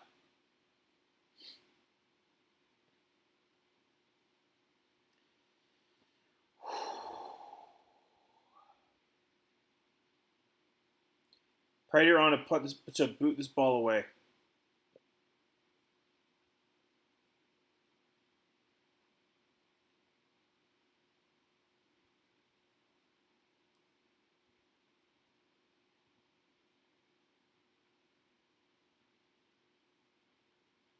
Kick is away, and it's going to be returned at about the 5-yard line, up to the 10 to 15, 20, 25. He gets hit hard, but it gets bounced off, and he gets up to about the 31-yard line. Great job by Ali by sitting on his feet. 1:51 left to go in the 4th quarter, and King Henry comes in. Can King Henry get retribution, make up for the mistake that he made of fumbling the ball, and get at least a couple first downs at this point? Because 1:51 with all 3 timeouts, you gotta at least make them use some of their timeouts. Lamar Jackson in shotgun formation. Now mix it to I formation. Going to be hands to Derrick Henry. Great job initially by Ed Oliver, but Ed, unfortunately for him, Derrick Henry shakes him, gets about 2 yards, and the first timeout is called by Buffalo. 1:45 left to go in the fourth, second down and 8.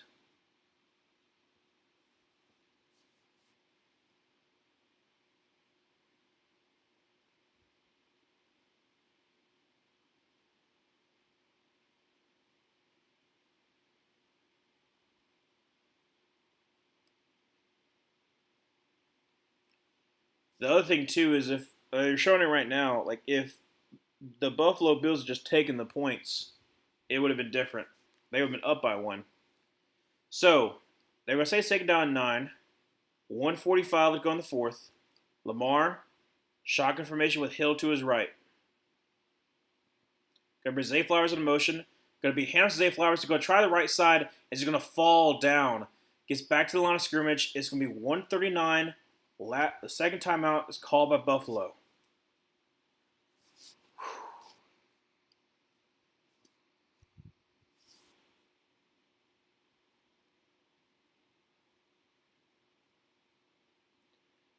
39, 139. Actually, put it on another second. 140. Left to go in the fourth. Buffalo has one more timeout. Oh my gosh, Matt Prater looks old. How old is Matt Prater? He's got to be in his 40s. He looks like an old Scottish man in a bar. Matt Prater. Oh, it's not on there. 41. He's 41 years old. Will Buffalo Bills give 41-year-old Matt Prater an opportunity to win this game? So 39, 140 left to go in the fourth. Lamar, shotgun formation with Hill to his right. So Zay Flowers in motion, drops back to pass, get immediate pressure, and is going to throw across the middle, and it's going to be short. Great job there by Benford on DeAndre Hopkins. It gains about 7 yards. However, the final timeout is called. 1:33 left in the fourth. Is Baltimore going to punt? I mean, I would. It's like 4th and like 3. It honestly might be game of the year candidate already. I agree, Dobie. This has been incredible. So no timeouts remaining. 1:33. Baltimore on a punt. Buffalo, do not jump. Whatever you do not jump. 1:33. No timeouts. Buffalo's getting the ball back. Punt is away. And it is going to be a little bit of a squib.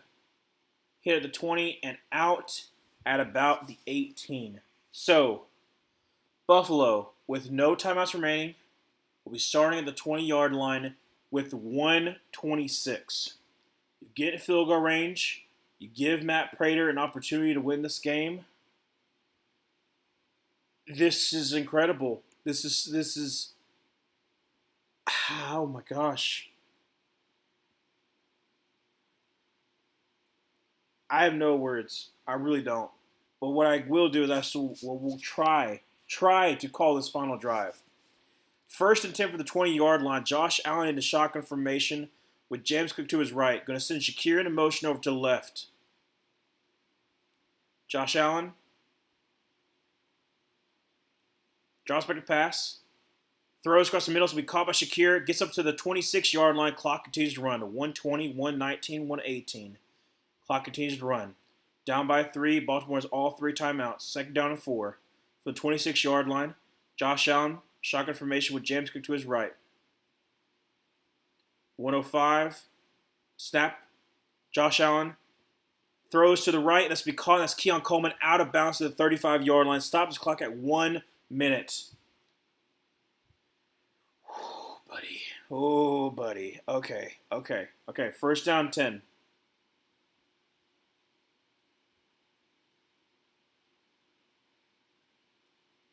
First down 10 at the 34-yard line. Josh Allen, James Cook to his right, motions him out, drops back to pass, and rolls out to his right, and is going to run for a little bit more up to the 40, out at the 39-yard line. Clock stops 53 seconds left to go in the fourth quarter.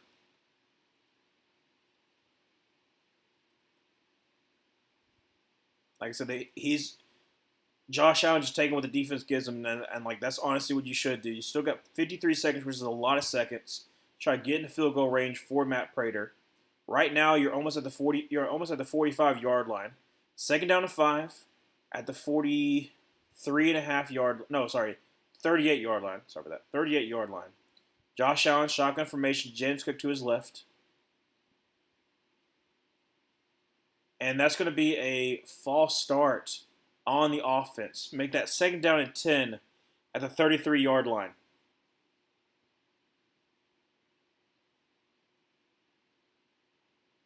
It's going to be Deion Dawkins' call with a false start. Let's see. Yep, just a little bit shimmy shake. So second down and 10 from the 33-yard line.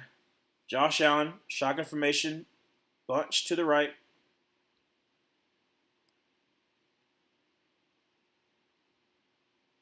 Drops back to pass. And throws, and it's going to be caught by Josh Palmer up to the 40, up to the 35-yard line, out of bounds. Clock stops. 46 seconds remain. Oh my gosh. They're in field goal range. I'm assuming Matt Prater still has his leg, or at least a little bit of it. And it's on Jair Alexander too. Oh my gosh. Great throw by Josh Allen. It's going to be first down 10, 46 seconds remain at the 34-yard line. Josh Allen in shotgun formation with, looks like a Ty Johnson to his left. Baltimore's crowding the line, showing blitz. Drops back to pass. Throws across the middle to be caught. 20, 15, makes a man miss, and down to the 9-yard line. Keon Coleman, clock continues to run. 38, and a timeout is called by Baltimore. Oh my gosh.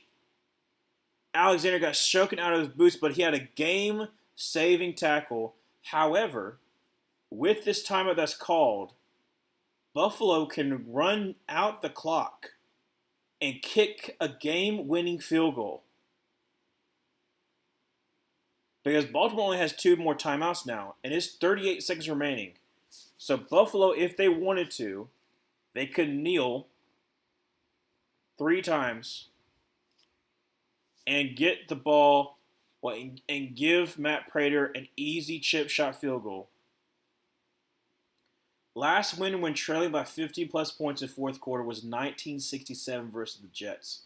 That is crazy. Okay, so 38 seconds remain. Baltimore has 2 timeouts. If you're Baltimore and Bills are trying to run a play, you just let them score. Or you try to punch the ball out, one of the two.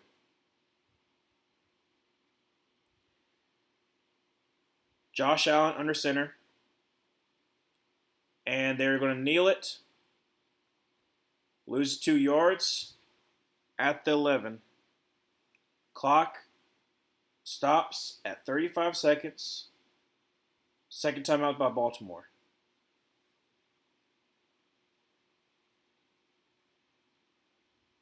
That's crazy. Matt Prater, 23 for 24 on lead-changing field goals in last 2 minutes of fourth quarter or overtime. And it's a chip shot. That's the thing. It's a chip shot. Buffalo once again is going to kneel it, and they would kneel it one more time.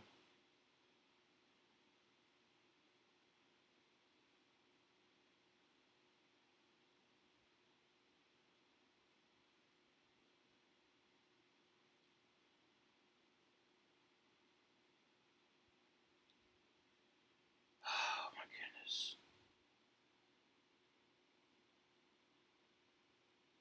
35 seconds. Josh Allen is going to kneel it, and he does. And the last time I was called by Baltimore, with 32 seconds remain in the fourth quarter, third and goal. Like I said, Buffalo's just going to kneel it, and then they're going to rush everybody out there, get set up, plenty enough time,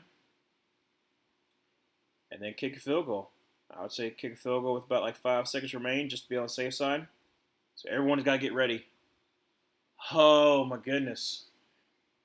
I said add another second, 33 seconds.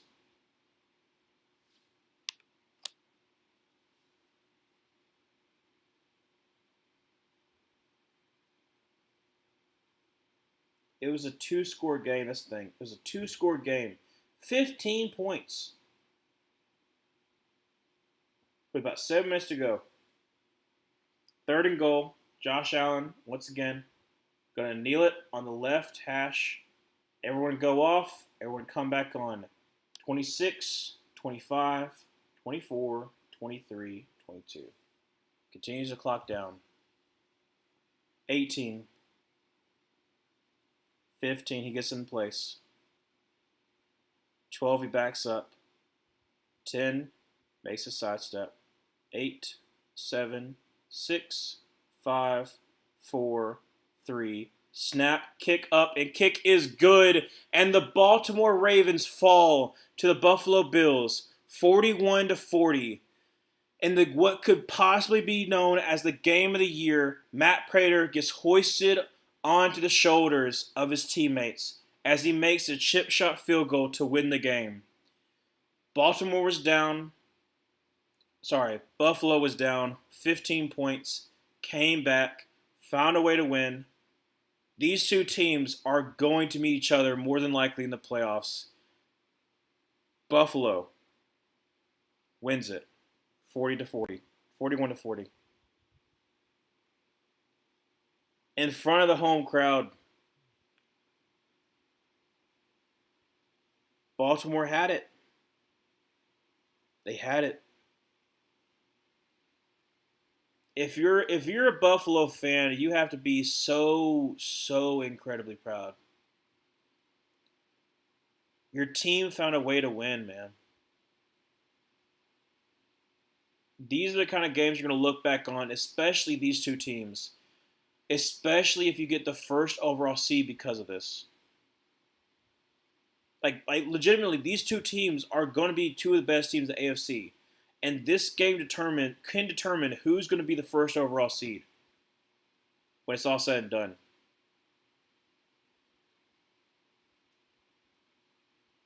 Exactly, what a game. That tip was so close it didn't matter, I know.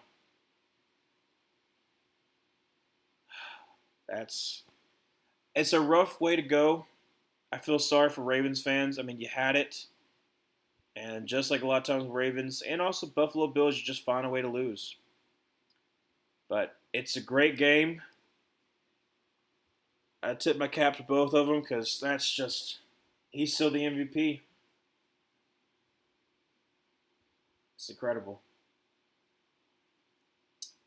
Well,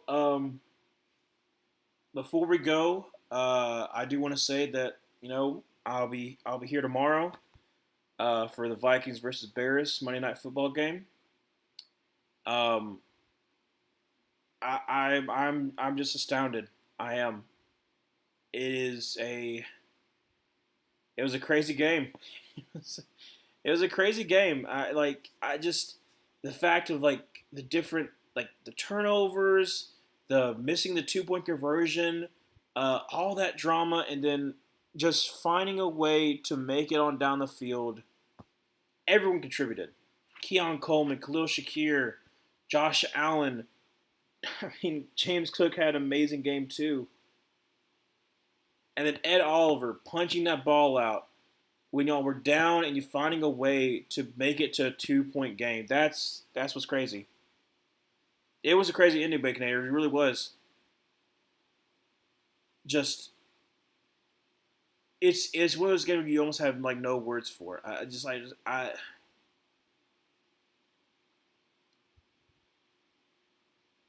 It was a perfect game. the fact that you hadn't came back down 15 points in the fourth quarter since 1967, and you found a way to win. That like it's because of the fact not only is this game good right now, like in the moment right now, but we're gonna look back on it in a month, in 2 months, in 3 months, in 4 months, and be able to look back at it and be like, this is the game right here that determines the playoffs, that determines divisions. It determines a lot. Like it's the reason why Sunday Night Football. Because unless something crazy happens, like these two teams are going to win their division. I would be very surprised if that didn't happen. And not only that, but these two teams have a very good shot of being 1-2 in the AFC. If they meet again in the AFC Championship game and Baltimore Lamar versus Josh Allen in the AFC Championship game, and Lamar doesn't win again, like legacy changing. Because not only was Lamar losing to Josh Allen last year in the divisional game, like damaging to his legacy in some sense, but this game right here, you had it, you lost it, and then you potentially lose the first overall seed because of it. If you have to go back to Buffalo in the playoffs because of this game,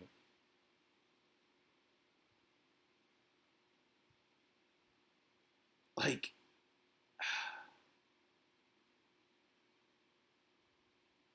I mean, look at that right there. 33 for 46, 394. 394. That's crazy. So crazy. 4 touchdowns. I mean, heck, let's just look it up. Let's just look it all up. Look it all up. I mean, Lamar had a great game. Josh Allen had a great game.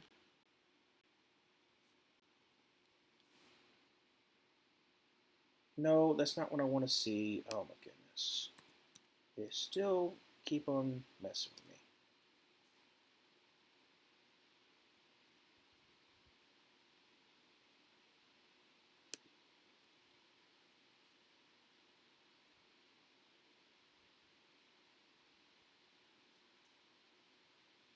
Yeah, I like it's okay.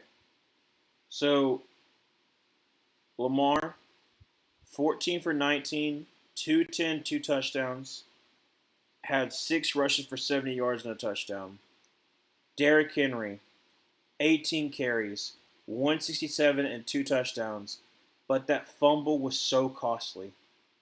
Zay Flowers, 7 catches, 143 and a touchdown.